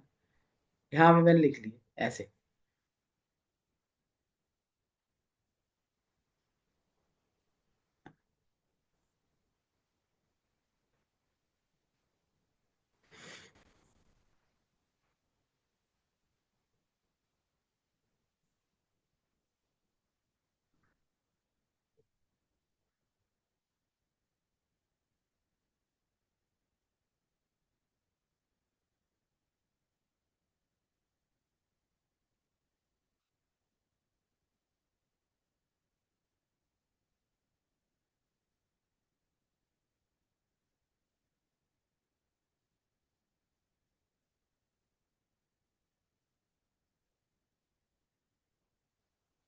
गुड, लिख लिया कंचन ने, वेरी गुड। यस चलिए, मैम। और किसने से लिखा, और किस किसने लिखा, हैंड रेज कर दो एक मैंने बार, बस आपने लिख मैंने लिया। मैंने मैंने वेरी गुड। तो अभी ना आप ऐसा करो, सारे एक साथ अनम्यूट कर लो और सारे बोलो अपने अपने वाक्य, जोर जोर से बोलो। आपको नहीं सुनना कौन क्या बोल रहा है, आप अपने बोलो, आपने क्या लिखा, बोलना जरा मैं सारे। बहुत साहसी हूँ, मैं बहुत पराक्रमी हूँ, मैं बहुत सृजनशील हूँ, बहुत बढ़िया अंकों से पास होती हूँ, आई मैं एम सामाजिक एनर्जेटिक, रूप आई एम से स्वस्थ हूँ, सक्सेसफुल, आई एम आर्थिक मैं रूप हर पावरफुल, तरह आई का एम रूप संघर्ष से बोलो स्वस्थ बोलो हूँ। बोलो। करती हूँ। मैं जो ठान लेती हूँ वो मैं करती आई एम हूँ। लवली काम शुरू पर्सन, करके स्थल तक पहुंचना मेरा स्वभाव है। हर परिस्थिति में डालना ब्लश। मुझे आता है। वेरी गुड, वेरी परिस्थिति को गुड, संभालने में काफी सफलता है। वेरी गुड आरती मैं जी। संघर्ष करने से घबराती नहीं। नेगेटिव एक भी वर्ड नहीं आना चाहिए, संघर्ष भी नेगेटिव हो गया, नहीं भी नेगेटिव हो गया। ओह, मैं हर संघर्ष करने में मैं हर काम खुद को को जोश सक्षम से पाती करती हूँ। हूँ, हर काम को उत्साह से करती हूँ, है ना। हमको सबका एक ही साल है, मैं मास्टर सब शक्तिमान हूँ, उसके अंदर सब आ गए। हाँ, गुड गुड। हर नहीं, तरह की शक्ति है। शक्तिमान हूँ। हेल्थ के बारे में सुनो, 5 शक्तिमान एस्पेक्ट है ना, पांचों एस्पेक्ट में दो दो लिख देते तो काम बन जाता। हाँ। हेल्थ पे लिखो दो कि मैं अपनी हेल्थ का ध्यान कोई रखती नहीं। हूँ, हमेशा न्यूट्रिशन डाइट खाती हूँ, ऐसे लिख बोल सकते हो ना। Fit fine healthy and energetic every time. हाँ, यस। और सुबह या सुबह आई आप एम अपने हेल्दी इनर एनर्जेटिक, एनवायरनमेंट को ठीक करने के लिए भी क्या करते हो। I am eating healthy food, I am eating healthy food and do exercise daily. ये बिल्कुल मैं हो गया। हमेशा नया सीखने के लिए तत्पर रहती हूँ। मुझे ये गार्डनिंग बहुत पसंद है। Yes yes. सुदेश मैं मैम, फूल सुदेश पौधों को मैम, बहुत प्यार सारे करती हूँ। सेंटेंस में एक सारे आ गए ना, मैं सारा लिख एक्स्ट्रा लो। ऑर्डिनरी मैं एक्स्ट्रा ऑर्डिनरी पर्सनालिटी हूँ। मैं good good good, successful person हूँ। Very good. मैं मनी मैग्नेट हूँ। नीलम जी, आप नहीं बोले कुछ, आपने तो अनम्यूट ही नहीं किया। मैं हमेशा हर परिस्थिति में नहीं, मैंने लिखे अच्छा हैं देखती सारे, हूँ। पर मैं सोची सब अपॉर्चुनिटी बोल की रहे हैं, तरह पहले एक लेती बार हूँ हर सुन लेते। परिस्थिति को। हाँ, बोलिए पॉजिटिव बोलिए। सुनना भी अच्छा लगता है। I am most attractive personality in this world. Very good. I am the happiest and the luckiest person on this earth. नहीं, कोई कोई अच्छा सा डायलॉग भी याद करो ना, कोई मूवी का याद आ जाए, है। जैसे वही बात थी ना, लाइन मेरे से शुरू होती है। रेणु शर्मा को एक ही इंसान रोक सकता है और वो है Renu Sharma. Good good good. चलिए, तो ये सबसे है। बढ़िया डायलॉग है ये। मैं बिल्कुल एक बिल्कुल। स्लोगन बोल रही हूँ, हरिवंश राय बच्चन का स्लोगन बता रही हूँ। तू हाँ खुद की खोज में निकल, तू खुद की खोज में निकल, तू किस लिए हताश है, तू हाँ। खुद की खोज में निकल, तू किस लिए हताश है, तू चल, तेरे वजूद की समय को भी तलाश है। Very very good, nice. Very good, very very good. वाह, मस्त एकदम। क्या बहुत ये अच्छा। है। तो ये ऐसे ऐसी थॉट जब चलेंगे तो बताओ कहाँ रुकोगे आप, कहीं नहीं रुक पाओगे ना। आप रुकने दोगे? आप रुकने नहीं दोगे क्या? नहीं, रुकना बिल्कुल नहीं, देखो मैंने तो रुकना नहीं अंतिम श्वास तक। तो मैम आपने भी मुझे नहीं भी रुकना है रुकना किसी। है, मुझे भी अंतिम श्वास तक आगे बस बढ़ना है। बिल्कुल। देखो हमने अपना अंतिम श्वास तक का अपना प्रोजेक्ट बना लिया, तो प्रभु गारंटी हमारे ले लो। साथ देंगे, करते रहेंगे काम। हम किसी पे अधीन होना ही नहीं हमने, ठीक है ना। मैम हम तो सब साथ साथ हैं। बिल्कुल। देखो ये पॉजिटिव सेंटेंसेस है, I am confident, discipline, powerful, I can do any business, I can create money, I am very healthy, I take care of my self, I take nutrition, and I I am love my, healthy. I I love am my self. Wealthy. अपने आप से प्यार करें, हम कोई करे ना करे, हम अपने आप से प्यार करें। ईश्वर ने इतना सुंदर दिया, इतना सुंदर मानव शरीर दिया, मैं कहती हूँ उस जैसे कृपा का तो कोई सीमा ही नहीं है ना। मैं हाँ, पूरी दुनिया को कंट्रोल कर सकता हूँ, ठीक है, ये बोल सकते हो आप। मैं खुद की लाइफ में फेवरेट सक्सेस हूँ। चाहिए तो हर काम को, क्योंकि कोई ना कोई तो करता है ना, उसमें कहाँ से पावर आ गई, तो वो हम्म। पावर हम में भी है ना। बस उसको रियलाइज करें, करें उस चीज को।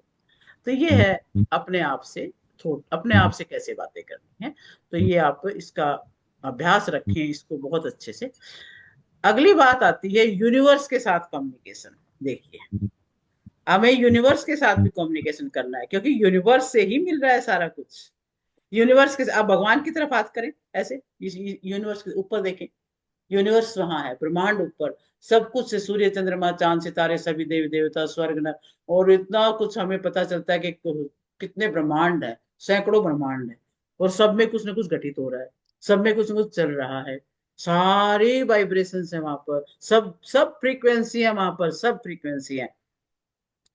तो वो सारी फ्रीक्वेंसी हमें अपने साथ ट्यून करके, मैच करके कैच करनी है। तो उसमें देखिए हम क्या करेंगे। तो अब भगवान जो है, वो यूनिवर्स जो है हमें सब कुछ दे सकता है, बशर्ते वो मेरी इच्छा हो, अंदर से इच्छा हो, हम चाहें उस चीज को, हमारे थॉट की क्वालिटी कैसी हो, जैसी थॉट की क्वालिटी होगी ना वो मिलेगा। यदि हम ये सोचे कि मैं क्या करूं, मेरा तो ना पैर ही दुखते रहते हैं, तो भाई फिर वो यूनिवर्स कहेगा अच्छा अच्छा पैर दुख रहे हैं, तो चलो और दुखा ले थोड़े से तो अगर हम कहेंगे, हाँ, किसी को देख के मान लो जेलस हो गए हम, कोई बहुत बढ़िया गाड़ी मर्सिडीज ले आया हमारे पड़ोस में, और हमें होगी जेलसी, अच्छा मर्सिडीज ले आया, ये तो बड़ी जल्दी ले आया, मर्सिडीज कहाँ से ले आया, जरूर कुछ ना कुछ गलत किया होगा। मन में क्या आया, वो मर्सिडीज लेके आया बेचारा मेहनत करके कहीं ना कहीं से अपना, और हमने सोच लिया उल्टा। भगवान कहता अच्छा तुम ये सोचते हो तो ठीक है, फिर तुम्हारे पास यही आ जाएगा फिर। तो भाई जेलसी कर रहे हो, जेलसी और आ जाएगी, और दो चार पड़ोसी खरीद लेंगे मर्सिडीज, फिर जलते रहना तो भाई जैसे आपके अंदर फीलिंग्स होएंगी ना, वो फ्रीक्वेंसी मैच होकर के आपके पास आने ही वाली है, और मल्टीप्लाई होके आने वाली है। इस बात को भी आप देखेंगे जीवन में। तो जितने भी लोग भगवान से बात कैसे करनी है, यूनिवर्स से बात कैसे करनी है, वो हमें जरूर सीखनी है, और वो हम सीखेंगे। How to talk to universe, how to talk to God. ऊपर वाले से बात करना अपनी लाइफ में, जो कुछ भी है वो ऊपर वाले से बात करके हम उसको कैच कर सकते हैं। तो ये प्रैक्टिस हमें करनी है। तो चाहते हो कैसे बातें करें, हम जाने इस बात को, जानना चाहते हैं यूनिवर्स से बातें कैसे करनी है। Ma'am very good. यूनिवर्स के साथ जो कम्युनिकेशन होगा वो आपका एनएलपी का एक प्रिंसिपल है। एनएलपी का एक प्रिंसिपल है, कैसे बात, प्रिंसिपल ऑफ एनर्जी। और जैसे कि देखो अर्जुन के पास स्किल तो थी ना लड़ने की, योद्धा था बहुत बड़ा, धनुर्धारी था बहुत बड़ा, लेकिन क्रिटिक्स ने उसको भी नहीं छोड़ा, उसके अंदर जो क्रिटिक्स चल पड़ा ना, क्रिटिक यानी सक्षमता थी, एक्शन पोटेंशियल पूरा था, लेकिन क्रिटिक भी बैठा था अंदर। अरे अपनों के साथ कैसे लड़ेगा, मामा है चाचा है भाई है, इनके साथ लड़के अगर जीत भी गया तो क्या फायदा, अंदर ही अंदर क्रिटिक चल पड़ा। और फिर कौन आए, दुनिया के सबसे बड़े कोच भगवान कृष्ण, उन्होंने अपना भव्य रूप दिखाया, और भव्य रूप से भी उनको समझ में नहीं आया तो विभत्स रूप भी दिखाया। कह रहे तू किसको मारने की सोच रहा है, ये सारे पहले से ही मरे हुए होते हैं ये तो वो सारा कुछ दिखाया, सब कुछ सारा उसको चित्र दिखा दिया कि भाई तेरे हाथ से कोई नहीं मर रहा, ये पहले ही मौत के मुंह में जा रहे हैं, तुम तो निमित्त बनने वाले हो। यानी एक ऐसी उसको आइडिया दे दिया भगवान कृष्ण ने, कॉन्सेप्ट समझा दिया कि, और वो कॉन्सेप्ट समझते ही वही उनको अपना कर्तव्य याद आ गया। उन्होंने तो कॉन्सेप्ट क्लियर किया था, कर्तव्य तो उसे ही निभाना था, अधर्म को उन्होंने खत्म करना था, तो वो देखो जीत के भी आए फिर सामने। अब भगवान कृष्ण ने भी अर्जुन को ही सिखाया, और भी तो चार पांडव थे, उनके क्यों नहीं वो सारथी बने? क्योंकि उनको भी ये पता था कि इसकी जो एनर्जी है वही ये काम कर सकती है, उनकी नहीं कर सकती है। तो यानी यूनिवर्स भी उन्हीं के साथ मैच बनाता है, जब एनर्जी जिस टाइप के अंदर से हम कैरी कर रहे होते हैं और जिस टाइप से हम यूनिवर्स से बात कर रहे होते हैं। अब मैच, जब ये फ्रीक्वेंसी मैच करती है ना, तो अपने जैसा बंदा हमें मिल जाता है। ये भी आपका अनुभव होगा, एक ड्रिंकर को ड्रिंकर मिल जाता है, ये भी देखा होगा आपने। चोर को चोर भी मिल जाता है, और स्टार्टअप करने वाले को स्टार्टअप करने वाला मिल जाता है। कोई बिजनेस शुरू करना चाहता है, कहीं बात करे अपने दोस्तों में मिलकर के, तो दूसरा बंदा कह देता है कि हाँ भाई मुझे भी करना है बिजनेस, और फिर वो हमें तो दोनों आप मिल गए, हमें तो आप मिल गए हो। नए आइडिया देते रहते हैं फिर वो। तो बिजनेसमैन को बिजनेसमैन मिलता है, टीचर को टीचर मिल जाता है। अब मैंने ना ये प्रोग्राम ये सोचा था कि भी टीचर्स मिल जाए मुझे, हम टीचर्स, क्योंकि मैं टीचर्स के साथ कंफर्टेबल हूँ, मैंने सारी उम्र टीचर्स के बीच में रही हूँ, स्टूडेंट्स के बीच में रही हूँ, तो मैं चाहती हूँ कि टीचर स्टूडेंट मिल जाए, और वो फिर आगे इस विषय को अच्छे से समझ करके अपने टीचिंग के अंदर इस पैटर्न को यूज करके अपनी टीचिंग को और बढ़िया बना लें। है, और वैसे तो माँ तो सारी टीचर होती ही है। माताओं को तो शुरू से लेकर के जो है अपने बच्चों के साथ टीचर का काम भी करना है, माँ का भी करना है, तो हर एक के लिए है वैसे। बाकी मैं कह रही थी कि टीचर जो है वो इस चीज का बहुत ज्यादा इस्तेमाल करने वाले हैं। तो हम बात कर रहे थे यूनिवर्स के साथ कैसे बातें करें, तो हर चीज एनर्जी है भाई, everything is energy, and same energy attract the same energy. बस जैसी हमारी एनर्जी वैसी ही हम अट्रैक्ट कर लेते हैं। अगर आपकी जिंदगी में हेल्थ की प्रॉब्लम है तो किसने बुलाई है, ये सोचो जरा, आपने कैसी एनर्जी क्रिएट की थी जब प्रॉब्लम आई? खुद ही सोच लो। मैं नहीं किसी के बारे में, मैं अपने बारे में सोच सकती हूँ कि ये जो अब जो मेरा थोड़ा सा ओवर वेट है वो किसने बुलाया? भाई मैंने ही बुला रखा है ना। है तो जिसमें जो प्रॉब्लम है वो कहीं ना कहीं भाई उसकी बुलाई हुई है। रिलेशनशिप की मैम प्रॉब्लम है मान लीजिए किसी को भी, मैम ये सोच के चले कि चलो पिछले जन्म का कुछ है तो नहीं ऐसा नहीं हो रहा पिछले है। जन्म का तो खत्म हो गया, नया शरीर मिल गया था भाई, शरीर नया मिल गया था, तो कहीं ना कहीं लापरवाही हो गई है, कहीं ना कहीं हमारी इनर वॉइस ने, कहीं ना कहीं हमारे फ्रीक्वेंसी ने गड़बड़ करी हुई है सारी। हाँ आप खुद सोच लो कि याद आ जाएगा कि हाँ हाँ चूक गए थे कहीं, हाँ है ना? अभी बच्चा देखो, बच्चा एक एक छोटा सा एग्जांपल बताती हूँ। अभी मैं क्योंकि रेकी फील्ड में भी काम कर रही हूँ ना, रेकी सिखाती हूँ, रेकी हीलिंग भी करती हूँ, तो नागपुर से एक फोन आया मेरे पास। तो वो कहते हैं कि मेरे को स्किन एलर्जी है। तो मैंने कहा स्किन एलर्जी है? तो वो 25 एक साल का लड़का था कोई, कहता है जी मैं 10वीं में पढ़ता तब से है। तो भाभी ऐसा क्यों है? आप मुझे बताओ खाते क्या हो? तो उन्हें सारा बता दिया जो आजकल के बच्चे खा लेते हैं जी, हम तो बाजार बाहर का भी खा लेते हैं, घर में भी ये चीज खा लेते हैं, सब चीजें, कोई परहेज वैसे हम करते नहीं है, ये बताया। मैंने कहा भाई स्किन एलर्जी मिटानी है तो 1 सप्ताह के लिए जो मैं कहूँ वो खा लेना, और फिर मैं हीलिंग करूंगी। वो कहता आप बता दो जी, मैं तो परेशान हो चुका हूँ बहुत ज्यादा। तो मैंने कहा बिल्कुल कुक्ड फूड से बिल्कुल दूर हट जाओ। कोई आपने पका हुआ भोजन नहीं खाना, बाजार का भी नहीं, घर का भी नहीं। आप सलाद खाओ, फ्रूट खाओ, जूस पियो, दूध लस्सी नहीं लेना, क्योंकि स्किन एलर्जी बढ़ती है इन चीजों से। मीठा तो बिल्कुल ही नहीं लेना। तो ये चीजें उसकी बंद करी, थोड़ा रो फूड पे लेके आए, और साथ में करी हीलिंग। डिस्टेंस हीलिंग से वो ऊर्जा भी काम करती है। तो दोनों बातें जब मिली तो 1 सप्ताह बाद वो बंदा कहता है जी मेरी तो एलर्जी बिल्कुल ठीक हो गई है, और मेरे को पता चल गया मेरा अपने लाइफ स्टाइल मैंने कैसा बनाना है। अब दिक्कत नहीं आनी। एक मैंने कहा था एक एक वीक करा के देखो, उसके बाद आप आगे डिसीजन ले लेना। तो 1 वीक में उसको अपना पता चल गया, बताओ कि जो ये प्राकृतिक आहार है ये कितना लाभकारी होता है। तो यानी हमने देखो प्रकृति का हार को छोड़ के, प्रकृति से जो नजदीकियां थी उनको छोड़ करके हम थोड़ा सा उधर आ गए हैं आर्टिफिशियल चीजों की तरफ, तो वो हमें परिणाम भुगतने पड़ते हैं। चलिए, अगर किसी का रिलेशनशिप में प्रॉब्लम आ रही है तो आप बताओ, टॉक्सिक रिलेशनशिप में आए हो तो कहीं ना कहीं तो जिम्मेवारी खुद की भी होगी उसके अंदर। टोटल जिम्मेवारी हम ये नहीं कह सकते भी हमारे तो पुराने जन्म का आ गया, दूसरे जन्म का, ये नहीं। कहीं ना कहीं हम जिम्मेवार हैं, हमें उसको मेंटेन करने की कला जो है वो कहीं ना कहीं चूक गए हम है। इसके लिए एक एक हाँ, अभी मैं अभी बता दूं या कल बताऊं, बस मैं सोच रही थी। एक बहुत अच्छा एक टॉपिक है जो मैंने ये सोचा है कि मैं इस ओरिएंटेशन के साथ ही बोनस रूप में देने वाली हूँ। कोर्स तो बाद में होगा होगा शुरू देखी जाएगी, उससे पहले ही यिन और यान एनर्जी, शिव और शक्ति की जो एनर्जी है जो हर इंसान में मौजूद होती है, उसके बारे में मैं जरूर बात करना चाहूंगी। ये टॉपिक इतना जबरदस्त है कि आपको एक बार समझ में आ गया ना तो बहुत सारी प्रॉब्लम आप अपनी अपने आप ही सुलझा लेंगे। देखो हमारे अंदर मेल एनर्जी भी है, फीमेल एनर्जी भी है, यानी मैस्कुलाइन भी और फेमिनाइन भी, दोनों है। लेकिन क्या होता है, भगवान ने जो प्रकृति ने जो बनाया, एक पुरुष बनाया एक स्त्री बनाई, पुरुष के अंदर मैस्कुलाइन 70% होती है और फेमिनाइन एनर्जी 30% होती है। वो तो है बैलेंस, क्योंकि हर पुरुष भी तो घर में रिश्ते बना के रखता है, सॉफ्टनेस बना के रखता है, प्यार है, कंपेशन है, ये सब कुछ रखता है, तभी जाके घर में बनता है सारी बातें।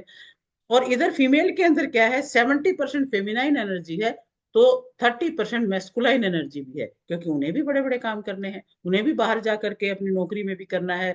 कहीं आजकल तो देखो अपने जो फीमेल हैं, कोई सीईओ है, कोई मैनेजर है, कोई पहाड़ों पे भी जा रही है, कोई सेनाओं में भी जा रही है, तो उनको वो मैस्कुलाइन एनर्जी भी चाहिए होती है। तो जब वो बैलेंस होती है ना तब तो रहता है ठीक।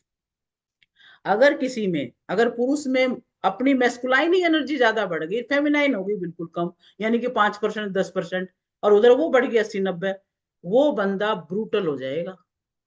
जिसके अंदर फेमिनाइन एनर्जी 30% जो होनी चाहिए थी वो भी नहीं है, तो ब्रूटल हो जाएगा, किलर हो जाएगा, मर्डर हो जाएगा, क्रोधी हो जाएगा, क्लेश करेगा दिन दिन रात घर में जो। और यदि उसके अंदर फेमिनाइन ज्यादा बढ़ गई और अपनी मैस्कुलाइन ही कम हो गई, तो वो डरपोक हो जाएगा, वो हर डिसीजन में पीछे हटेगा, कोई काम आगे बढ़ के नहीं करेगा, एक्शन नहीं लेगा, वो फिर ये उसके अंदर बुराई आ जाएगी।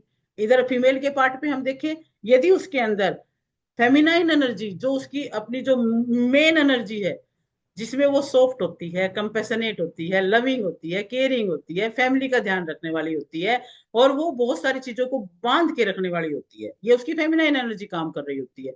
तो अगर ये एनर्जी उसकी घट जाए तो हर चीज में प्रॉब्लम आनी शुरू हो जाएगी। उसके अंदर दूसरी बढ़ गई ना, फिर मैस्कुलाइन बढ़ गई, तो क्रोध ज्यादा आएगा, बात बात पे तुनक मिजाज हो जाएगी, परिवार का मैं क्यों ध्यान रखूं, ईगो ज्यादा आ जाएगा, तो उससे इम्बैलेंस हो गया। तो ये जो इम्बैलेंस हुए पड़े हैं आज के लोगों में, चाहे वो पुरुष है चाहे वो स्त्री है, सभी में ये थोड़े थोड़े इम्बैलेंस हुए पड़े हैं, और वो कहीं भी तालमेल करने के लिए तैयार नहीं होती है। यहाँ दिक्कत है, चाहे पुरुष को लगा लो चाहे स्त्री को लगा लो। तो ये कैसे इसको हम बैलेंस करें और किसके इम्बैलेंस से क्या प्रभाव पड़ता है, ये सारा 3 दिन का मेरा एक टॉपिक है, वो मैं जरूर कराना चाहूंगी आप सबके साथ मिलकर के। उस चीज को हम आगे बढ़ेंगे, उसमें सीखेंगे कुछ ना कुछ।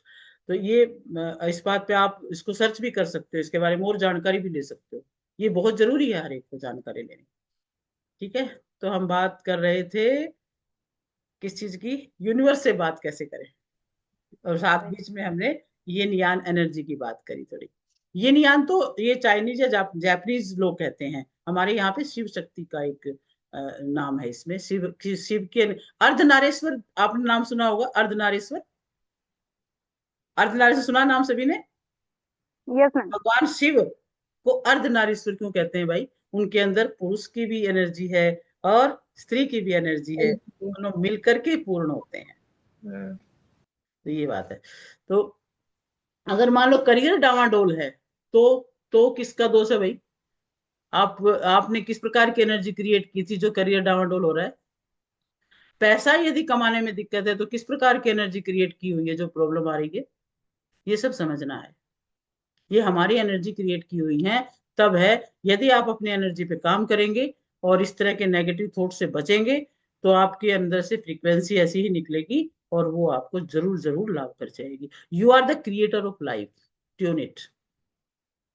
लाइफ की क्रिएटर हम खुद ही हैं, इसको ट्यून करना बस। तो ये जरूरी समझना है कि आप जो क्रिएट करते हो वही लाइफ में आता है। अब यदि हम इसको एग्जांपल उससे लेते हैं, रेडियो से भी, यदि हम 98.4 फ्रीक्वेंसी पे अपने ट्यूनर को सेट करते हैं तो एफएम आएगा ही आएगा, एफएम बजेगा, और जो गाना सुनना चाहते हैं एफएम पे जो बज रहा है वो सुन पाएंगे। यदि हम दूसरा कोई चैनल लगाते हैं तो उसका गाना सुन पाएंगे। तो हम जो है अपना ट्यूनर हर चीज में, पांचों एस्पेक्ट में, 5 एस्पेक्ट बताएंगे कौन कौन से हैं, याद हुए? 5 एस्पेक्ट हमारे, कौन बताएगा? हेल्थ, रिलेशनशिप, हाँ, finance, health, career health, career, relationship. हाँ और पहला हेल्थ है, रिलेशनशिप है, करियर है, मनी है, मनी और है, और स्पिरिचुअल, इनर इनर एनवायरमेंट, अंदर का इनर, एनवायरमेंट हमारा। ये 5 एस्पेक्ट हैं। इनर। पांचों एस्पेक्ट में हमें अपने ट्यूनर को सेट करना है। नेगेटिव ट्यूनर बज रहा है तो भाई जीवन में नेगेटिविटी आएगी, पॉजिटिव ट्यूनर बज रहा है तो पॉजिटिव गाना बजेगा, तो इमोशन ऑटोमेटिकली वैसा ही हो जाता है। लाइफ को चेंज करना है तो ट्यूनर को सेट करना पड़ेगा। ट्यूनर को सेट करेंगे गुड करियर के लिए, ट्यूनर को सेट करेंगे खुश रहने के लिए, और ट्यूनर को सेट करेंगे अपनी अचीवमेंट के लिए। आप में से कितने लोग हैं ट्यूनर को ठीक करने के लिए तैयार हैं? कौन कौन तैयार है अपने ट्यूनर को सेट करने के लिए? गुड। तो पहले हम लोगों को सीखना पड़ेगा यूनिवर्सल लैंग्वेज, ऊपर वाले से कम्युनिकेट करना, ये भी एक लैंग्वेज है। तो वो लैंग्वेज क्या है वो हमें जाननी है। The way you feel that is broadcasting to the universe, and universe multiply those things and return to you. जिस तरीके से हम फील करते हैं वही हम ब्रॉडकास्ट करते हैं और मल्टीप्लाई होके हमें वापस मिल रहा होता है। ये देखिए, बोलने से नहीं, फील करने से। जो फील करेंगे वो होगा जाकर। फीलिंग ऑफ जेलेसी को हमने किया तो जेलेसी मल्टीप्लाई होके आ गई। फीलिंग ऑफ एंगर को किया तो एंगर मल्टीप्लाई होके आ गया। अब एंगर का एग्जांपल ले लीजिए। सुबह सुबह मान लीजिए उठे हैं और पति पत्नी, और पति को जाना है ऑफिस में, पत्नी ने खाना बनाया। अब खाना बाई चांस जब वो पकड़ाने लगी तो गिर गया थाली। अब थाली गिर गई तो भोजन नीचे भी गिर गया। अब पति को आ गया गुस्सा। वो कहता है क्या है तुम्हें कोई काम ठीक से नहीं करना आता, मैं नहीं खाता खाना, मैं ऐसे ही चला जाऊंगा, गुस्सा करके। और वो निकल गया घर से। घर से निकला गाड़ी उठा के, और चलते चलते गुस्से में जा रहा है, भोजन किया नहीं है।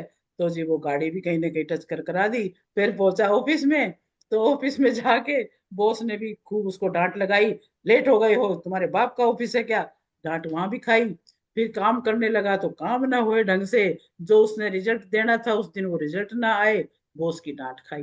डांट खा के वापस आते वक्त फिर गुस्सा आया हुआ है, अपने अपने आप पे भी गुस्सा आया हुआ है, लाइफ पे भी, वाइफ पे भी, सब पे गुस्सा आया हुआ है। और फिर रास्ते में सोचा कि चलो एक थोड़ा सा ड्रिंक ले लेता हूँ तो ठीक हो जाएगा। वो वहां भी गड़बड़ कर दी। तो ये सारा दिन बर्बाद करके रख लिया, किससे? सुबह की गुस्से की फ्रीक्वेंसी से। सारा दिन वही मल्टीप्लाई होता चला गया, बार बार वही वही होता चला गया। अगर सुबह सुबह ही वो ये मान जाता, कोई बात नहीं, एक थाली गिर गई, कोई बात नहीं, दूसरी थाली में डाल दो, बस वही शांत हो जाना था सारा। लेकिन अपनी ही एनर्जी को उन्होंने खराब किया। तो कितने समझ पाए इस बात को कि हाँ, अपनी एनर्जी हमारी काम करती है। ठीक है ना? आप अपने आप को ठग सकते हो, यूनिवर्स को नहीं ठग सकते। अगर गलती से भी आपने गलत फीलिंग रख ली ना तो लाइफ में प्रॉब्लम आनी ही आनी है। आप सोचते हो कि रिलेशनशिप लोगों से है, लोगों से नहीं है, यूनिवर्स से है। यूनिवर्स से रिलेशनशिप है हमारा, और यूनिवर्स से रिलेशनशिप ठीक है तो जगत में सब ठीक है, मल्टीप्लाई होके हमें मिलता रहता है। यदि हम यूनिवर्स से अपना रिलेशन ठीक रख लिया, वही मल्टीप्लाई हमारे जीवन में हो जाता है। अब जो भी दुनिया के लिए हम करेंगे तो उसका हिसाब किताब सारा यूनिवर्स में होता रहता है। आपको सब कुछ वहां से प्राप्त होता है। अच्छे भाव से करेंगे तो अच्छे भाव मल्टीप्लाई होंगे, और बुरे भाव से करेंगे तो बुरे भाव मल्टीप्लाई होंगे। दुनिया बहुत है बुरा बोलने के लिए, आप अपने लिए अच्छा ही बोले। रिलेशनशिप को बोलो, रिलेशनशिप देखिए, आपको ना ईश्वर का हर स्टेप पे धन्यवाद करना है। रिलेशनशिप के मामले में सोचते हैं अरे हम तो कितने लक्की हैं, माँ बाप है हमारे, हमारे परिवार है हमारा, लोग तो ऑर्फनेज में पलते हैं, तो कितना बड़ा भगवान का ही कृपा है, उसका धन्यवाद दें। करियर में अगर भाई हमें तो रोजी रोटी मिली हुई है, तो लोग तो भीख भी मांगते हैं, तो नहीं हम बहुतों से अच्छे हैं, तो थैंक यू गॉड। पैसे के लिए हमारे पास भाई देखो मोबाइल भी है, लैपटॉप भी है, गाड़ी भी है, घर भी है, बहुत कुछ है हमारे पास, तो थैंक यू गॉड। है, लोग पागल हो जाते हैं हमारे पास काम नहीं है, हमारे पास काम भी है, तो हम थैंक यू, यानी हर चीज के लिए थैंक यू, बस जो मिल गया उसके लिए थैंक यू, तो और मिलेगा। फिर भगवान कहेगा अच्छा थैंकफुल है तो चल ये भी ले। अगर हम पहले अरे इतना थोड़ा सा ही है मेरे पास, तो भगवान कहता अच्छा थोड़ा, तो तेरे पास और थोड़ा हो जाएगा भाई। तो थोड़ा सा इस बात को हमने सोचना है। We attract the things by being thankful, इस बात को याद रखें, बाय बीइंग थैंकफुल। सुबह से शाम तक thank you thank you thank you करते रहें, तो सब कुछ मिलता रहेगा। जब भी आप कोई चीज को लें ग्रेटफुल हो, यूनिवर्स में बोले, तो वही एनर्जी हमें प्राप्त होगी। तो ये सब हमारी लाइफ में आता रहता है जब हम एनर्जी जैसी करेंगे। अभी मैं बता रही थी कि हमारे सामने बहुत सारी अपॉर्चुनिटीज आएंगी। तो अभी हम क्या करेंगे, 5 जो एरियाज हैं, हमारे जो 5 एरिया पे हमने बात की है, पांचों एरियाज पे हम एफर्मेशन लिखेंगे। हमें हमें अच्छी एनर्जी को अट्रैक्ट करना है। तो अभी पेन पेंसिल लेकर के आप अपने डायरी में नोट करेंगे, प्रैक्टिस करेंगे, फिर उसकी फिर जोर जोर से बोल के हम फिर से प्रैक्टिस करेंगे। तो पहला एफर्मेशन आपने हेल्थ को लेके लिखना है। आप ऊपर हेडिंग डालने हेल्थ। अभी मैं आपको थोड़ा बता देती हूँ कैसे लिखना है, फिर आप वैसे ही सारे लिखेंगे। आप हेल्थ, ऊपर हेल्थ हेडिंग डालें, और पहले तो करेंगे हेल्थ में ग्रेटिट्यूड। तीन चीजों में करेंगे हम, 3 प्रकार से एफर्मेशन लिखेंगे। हेल्थ में नंबर 1 लिखेंगे ग्रेटिट्यूड, दूसरा लिखेंगे डिजायर, और तीसरा लिखेंगे एक्शन। तो ग्रेटिट्यूड में क्या लिखेंगे हेल्थ को लेकर के, thank you so much God, मुझे आपने इतनी अच्छी बॉडी दी, इतनी अच्छी स्किन दी, इतनी अच्छी हाइट दी, उसके लिए आपका बहुत बहुत धन्यवाद। ग्रेटिट्यूड कर दिया हमने, थैंक्स कर दिया। फिर डिजायर। अब देखिए डिजायर में क्या क्या लिखना होता है, हम चाहते क्या है और क्या इंप्रूवमेंट चाहते हैं। जो है उसका थैंक्स कर दिया, लेकिन हम और भी चाहते हैं हमारी लाइफ में इंप्रूवमेंट हो जाए, तो उसको भी हमने पॉजिटिव सेंटेंस में कन्वर्ट करके बात बोल देनी है। मान लो मेरे बाल रुखे हैं, तो मैं ये कह सकती हूँ कि मेरे बाल चमक रहे हैं। ये डिजायर है ना मेरी, कि मैं मेरे बाल चमकाना चाहती हूँ, मेरे बाल चमक रहे हैं। My body is very powerful, I am perfect, I have perfect weight. तो ये ऐसा कह सकती हूँ, ये मेरी डिजायर है।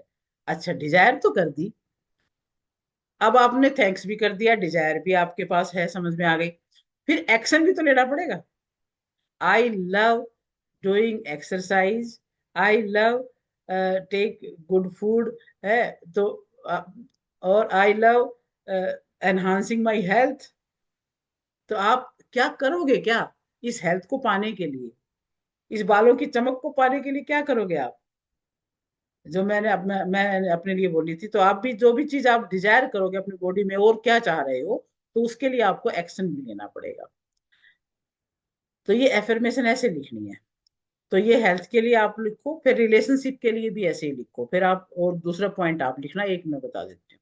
अब दूसरा रिलेशनशिप को लेके लिखो। सुदेश मैम, जो एक्शन लिखेंगे उसमें विल शब्द नहीं लिखना क्या हमने? आई विल डू एक्सरसाइज या ना विल नहीं, आई विल हाँ आई लव, ओके मैं करती हूँ बस ये काम बस। करती हूँ, ओके हाँ ठीक मैं है। अभी कर रही हूँ, मैं एक्सरसाइज करती हूँ, ये करती हूँ। अपने आप को बिल्कुल परफेक्टली तैयार आज ही रखना है इस चीज के लिए। फ्यूचर का बोल दिया तो इसका मतलब हमने उसकी कमी बता दी पहले ही। तो ठीक है ठीक क्योंकि है, हमारे अंदर वो अंडरस्टैंड। पोटेंशियल है, एक्शन पोटेंशियल है हमारे अंदर, तो आज आज प्रेजेंट में ही करेंगे सारे काम। दूसरा रिलेशनशिप के बारे में अफर्मेशन लिखेंगे, तो वही तीन तीन पार्ट में, gratitude desire and action. Gratitude में क्या लिखेंगे रिलेशनशिप के लिए, हे भगवान आपका बहुत बहुत धन्यवाद, आपने मुझे माँ बाप दिए, भाई बहन दिए, पत्नी बच्चे दिए, बहुत अच्छे दिए, बहुत बहुत धन्यवाद। आप डिजायर में क्या लिखेंगे, आप क्या चाहते हो अपने परिवार में, आप किस तरह का माहौल चाहते हो, ये डिजायर आपकी। तो आप ये कहो कि मैं वैसा करती हूँ। अब मान लो आप चाहते हो कि आप अपने परिवार के साथ, सबके साथ बहुत प्यार से रहे, उनके साथ बैठ के खाना खाएं, या उसके साथ पिकनिक पे जाएं, या उनसे बहुत ही सहयोग, आपकी सेवा आप भी करें, आपकी भी हो। तो ये सब आप लिख सकते हो। रिश्तेदारी में आप क्या डिजायर क्या रहती है अच्छे परिवार के लिए, वो लिख सकते हो। मैं अपने सारे परिवार के साथ बहुत प्यार से रहती हूँ, मेरे सारे रिश्ते अच्छे हैं, मिलकर खाना खाते हैं, प्यार से घूमने जाते हैं, हमको बातें करते हैं, साथ में खेलते हैं। ये डिजायर है हमारी। तभी हमारे घर में सुखद माहौल होता है ना, जब हम एक दूसरे को देखेंगे, बात करेंगे। पर आजकल देखो भाई, ये गया कि सब अपने अपने मोबाइल लेके बैठे रहते हैं। उन्हें ये नहीं पता कि ये मोबाइल किस रूप में जहर का काम कर रहा है। इस बात को नहीं समझ पा रहे हैं। जब समझेंगे तब पता नहीं कब समझेंगे, क्या कह सकते हैं। क्योंकि ये एक बहुत बुरे तरीके से हमारे आदतों में शामिल हो चुका है। अच्छा जी, अब ये डिजायर में हमने किया सारी बहुत प्यार भरी बातें हमारे परिवार के लिए। एक्शन क्या लेंगे भाई फिर? आप चाहते तो हो कि आपका परिवार आपसे प्यार से बात करे, आपकी सेवा करे, आप भी उनकी सेवा करो, सहयोग करो। तो पर आप पर क्या करोगे फिर? आप इसके लिए एक्शन भी तो लेना पड़ेगा। तो फिर आप क्या एक्शन लोगे? आप ये कह सकते हो कि मैं सुबह उठते ही अपने सारे परिवार को बड़े प्यार से मिलता हूँ या मिलती हूँ, प्यार से सुप्रभात या गुड मॉर्निंग कहता हूँ या कहती हूँ। और जब मैं वापस आता हूँ तो मैं बच्चों के लिए अच्छी अच्छी चीजें लेके आता हूँ, परिवार के लिए अच्छा कुछ सामान, फल फ्रूट या कुछ भी लेके आता हूँ। ये उनके जन्मदिन वगैरह के लिए बड़े अच्छे अच्छे गिफ्ट लेके आते हैं हम तो। ऐसा बोलोगे आप? जो एक अच्छी एक्शन ले सकते हो आप एक सुखद परिवार बनाने के लिए, वो आप लिख सकते हो। अच्छा, अब तीसरा एक हमारा जो एस्पेक्ट है वो है करियर। अब करियर अच्छा बनाने के लिए भी वो तीन बातें लिखेंगे: ग्रेटिट्यूड, डिजायर और एक्शन। ग्रेटिट्यूड क्या है? भाई आपने मुझे अच्छी नौकरी दी, रोजी रोटी का साधन दिया, आपका बहुत बहुत धन्यवाद। अच्छा माहौल दिया, अच्छे पैसे कमा पा रहे हूँ, और मैं अच्छे से काम कर पा रही हूँ। अच्छा, मेरे जो है वो जो बॉस है या वो भी बहुत अच्छे हैं, बहुत बढ़िया, धन्यवाद जी। ये धन्यवाद कर दिया। फिर उसके बाद अब डिजायर क्या है? अब जैसे मैंने मेरे बारे में लिखा, मैं रिटायरमेंट के बाद बहुत अच्छा काम कर रही हूँ, मेरा बहुत रेकी हीलिंग सेंटर चल रहा है, एनएलपी की कोचिंग की क्लासेस बहुत अच्छी चल रही हैं, और मैं रोज हीलिंग के लिए लोग आते हैं मेरे पास, काउंसलिंग के लिए लोग आते हैं, मैं लाइफ कोचिंग कर रही हूँ। मैंने अपने बारे में लिख दिया। आप भी अपने बारे में लिखिएगा। एक्शन क्या लेना फिर इसके लिए? मैं लोगों को रेकी सिखाने के लिए क्लास लगाती हूँ, ऑनलाइन पढ़ाती हूँ, और बहुत प्यार से मैं लिंक बना के सबको शेयर करती हूँ, पीपीटी बनाती हूँ, मैटर तैयार करती हूँ और सबको मैं शेयर करती हूँ। ये मेरा एक्शन है। तभी तो मैं कर पाऊंगी ये काम जो मैंने डिजायर किया है। चलिए, अब चौथा एफर्मेशन हम लिखेंगे पैसे के लिए, मनी के लिए, फाइनेंस के लिए। अब इसमें भी पहले तो धन्यवाद दो जितना आपके पास है उसके लिए, कि हे प्रभु आपका बहुत बहुत धन्यवाद, मेरे पास घर भी है, मेरे पास गाड़ी भी है, मेरे पास स्कूटर है, मेरे पास लैपटॉप है, मोबाइल है, और मेरे पास फ्रिज भी है, और जो भी कुछ जो पैसे से आती है चीजें, आप लिख सकते हो ये चीजें है मेरे पास, आपका धन्यवाद भगवान का। डिजायर क्या है? अब आप इतने से मान लो आप सेटिस्फाइड नहीं हो, आपको कुछ और चाहिए और करना चाह रहे हो, बढ़ाना चाह रहे हो। सेटिस्फेक्शन की बात नहीं, क्योंकि हर इंसान जो है ना, जब तक जीतता है कुछ ना कुछ एक्शन करता है, कुछ ना कुछ चाहता है कि वो अचीवमेंट करे। तो अचीवमेंट करने के लिए आप क्या चाहते हो? कि आप 10 लाख रुपए मंथ कमाना चाहते हो, कि 20 लाख कमाना चाहते हो, या 2 लाख कमाना चाहते हो, या 2 करोड़ कमाना चाहते हो? क्या करना चाहते हो? हर एक का अपना पोटेंशियल है भाई। कोई फैक्ट्री है तो 1000 करोड़ की बात भी करता होगा, हम 2 लाख की बात भी कर सकते हैं, हम 10 लाख की भी कर सकते हैं। जितना आपकी कैपेसिटी है या जो भी आप कर सकते हो, क्षमता आपकी देखिए। तो आप वो आपकी डिजायर है। आप डिजायर चाहते हो कि मैं ना ये चाहता हूँ कि मैं 20 लाख रुपए पर मंथ आ जाए, या 20 लाख रुपए साल में आ जाए, जो भी आप चाहते हो वो आप डिजायर लिख लो अपनी। और ये कहो कि कंफर्टेबली कमा रहा हूँ या कमा रही हूँ, ये लिखो, मैं इतने रुपए पर मंथ आराम से कमा रही हूँ, आराम से आ रहे हैं मेरे पास इतने पैसे। क्योंकि पैसे का भी हमें स्टेटस अपना होता है, तभी हमारी अब पांचों एस्पेक्ट पूरे होते हैं ना। एक्शन क्या लोगे भाई फिर? आपने 20 लाख कमाने की बात तो कर दी, फिर एक्शन क्या लोगे? एक्शन लेना है, मैं एक्शन लेना चाहता हूँ या चाहती हूँ या एक्शन ले रही हूँ कि मैंने इन्वेस्ट किया है, मैं इन्वेस्ट करती रहती हूँ। मैं जमीन में इन्वेस्ट किया तो वहां पे कुछ पैसे वहां इन्वेस्ट किए हुए हैं, कुछ मैंने म्यूचुअल फंड में, कुछ उसमें मैंने जो सेविंग को मल्टीप्लाई होने के लिए लगा रखा है। दूसरा, मैं कोचिंग क्लास लेती हूँ जिसमें मेरे पास हर बैच में 100 स्टूडेंट आ जाते हैं। एक स्टूडेंट से मैं इतने पैसे मैं लेती हूँ, तो मेरे एक बैच में 5 लाख रुपए आ जाते हैं। तो इस तरह से मैं 5 बैच ले रही हूँ, तो मेरे 25 लाख रुपए आ जाते हैं मंथली। तो ये मेरा एक्शन है। तो एक्शन लेकर के हम ये सब लिखना है। 4 एस्पेक्ट में मैंने आपसे बात करी कि चारों एस्पेक्ट में आपने 3-3 तरह से अपनी एफर्मेशंस को लिखना है। अब आपने लिख लिया होगा मेरे ख्याल से, सभी ने मेरे साथ साथ। तो एक बार आप बोलेंगे एफर्मेशन को, एक एक करके बोलते चाहे। कौन बोलेगा हेल्थ, सबसे पहले? मैं कौन बोल बोलेगा रही हूँ सबसे? मैम, हाँ हाँ विनीता मैं जी, बोल रही हूँ, बोलिए। हेल्थ पे बोल रही हूँ। थैंक यू हाँ गॉड, आपने मुझे एक फिट फाइन हेल्दी एनर्जेटिक हाँ बॉडी दी। या दूसरा है डिजायर है हमारा, हाँ, अ, मेरी स्किन हमेशा ग्लो कर रही है और मैं हमेशा फिट फाइन रहती हूँ। वाह, वेरी गुड। और एक्शन? और एक्शन है बॉडी, मतलब मैं हेल्दी फूड लेती हूँ और daily yoga meditation exercise daily morning में 1 आवर करती हूँ। वाह, वेरी गुड, वेरी गुड। अच्छा, अब रिलेशनशिप के बारे में कौन बोलेगा? मैम मैं बोलूं? हाँ जी, हाँ जी, बोलिए पूनम। धन्यवाद प्रभु, मेरा पूरा परिवार हाँ हाँ बहुत सुखी है।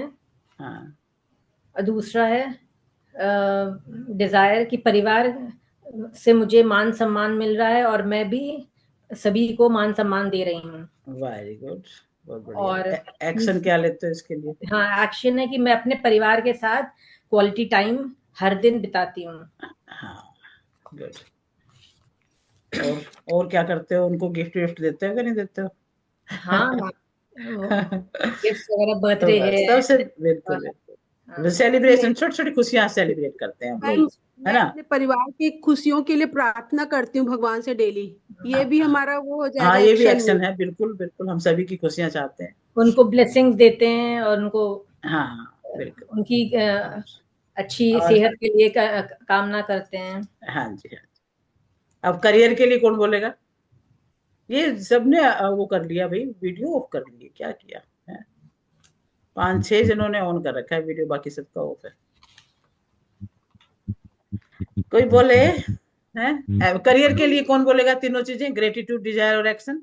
कैरियर के लिए मैं बोल रही हूँ, इस बार मेरा नेट क्लियर हो गया है, मेरा नेट भी क्लियर हो गया है, मैंने पीएचडी स्टार्ट कर दी है और अरे मैं क्या बात अब है, good doctor good Renu good Sharma.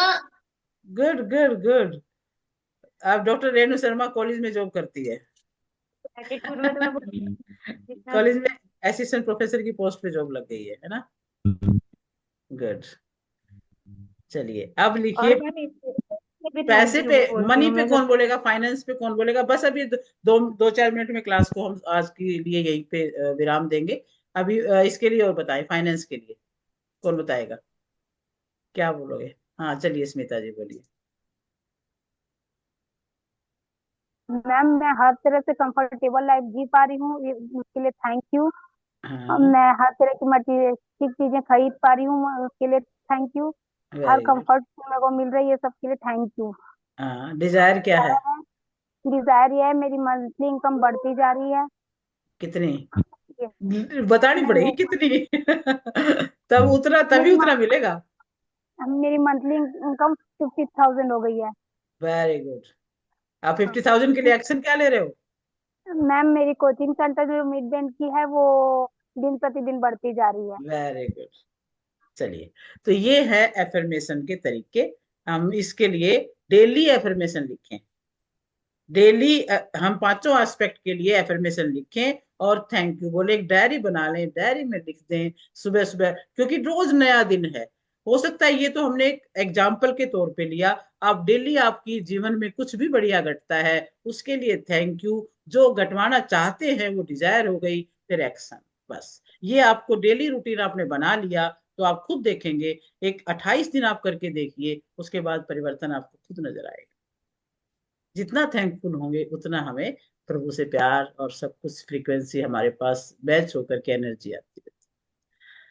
तो आज कैसा लगा? सबको ठीक लगा आज का दिन? कल हम फिर मिलते हैं एक नए टॉपिक के साथ, और उसमें देखेंगे कि हम हमारी कितनी तरह की पर्सनैलिटीज हैं वो देखेंगे, क्योंकि हमने, भगवान ने जो दुनिया में भेजे हैं ना इंसान, तो सबको अलग अलग बना के भेजा है, तो वो कितनी तरह की होती हैं वो सब हम देखेंगे कल। कल उस पर बात करते हैं और अब थैंक बड़ा यू। मजा आएगा। सेशन थैंक यू मामी जी, मैं बहुत किस्मत वाली हूँ, आप मुझे मिले हो। Okay okay, bye. Thank you ma'am. मैं आपसे एक बात करना सभी चाहती हूँ। अच्छा जी, हेलो, हाँ जी हाँ जी, कौन बात करना चाह रहे हैं?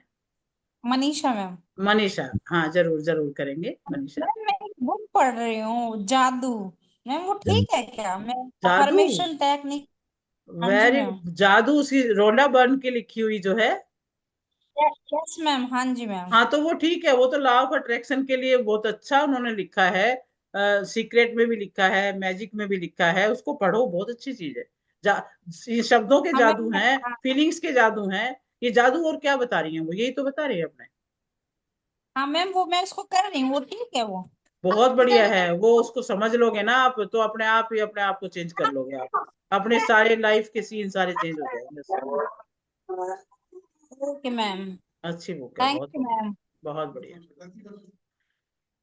और बाकी कोई कुछ शेयर करना चाहे तो कर सकता है, मैम बाकी बहुत आज अच्छा के लिए रहा डन। सेशन आपका। हाँ जी, बहुत अच्छे से आपने बहुत अच्छा सेशन लिया आपने, बहुत अच्छे से सबको समझाया। Thank you so much. Thank you Vinita, thank you for feedback. Thank you Sudesh ma'am.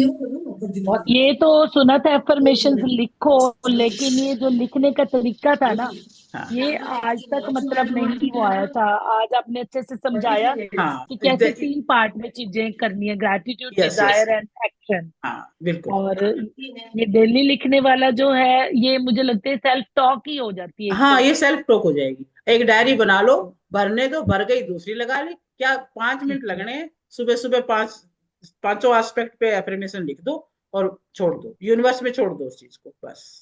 तो ये थैंक प्रैक्टिकल यू, हमें कुछ बहुत कर लेने, स्टेप्स उठाने चाहिए है? बहुत अच्छा सेशन मैम, थैंक यू। तो आप सभी आए, आरती जी आपका थैंक यू, रेनू आपका थैंक यू, विनीता, आरती और कौन थे, कंचन, प्राची, पूरब। पूरब आपने भाई कई ने दर्शन नहीं करा रहे हैं, वीडियो ऑन नहीं करते। सुषमा, उर्वशी, यशपाल, रेणु, सभी का बहुत बहुत धन्यवाद। पुष्पा, सबका धन्यवाद बहुत बहुत। और कल फिर मिलते हैं एक नए टॉपिक के साथ, और फिर हम एक यिन और यान का और कराएंगे आपको, आपको बहुत अच्छा लगेगा। वो जानने के बाद आप खुद कहेंगे कि ये जानकारी तो हमें पहले भी होनी चाहिए थी। चलिए, थैंक यू वेरी मच, आज के लिए इतना ही, कल फिर मिलते हैं। Thank you so much ma'am. Thank you ma'am, thank thank you. You ma'am.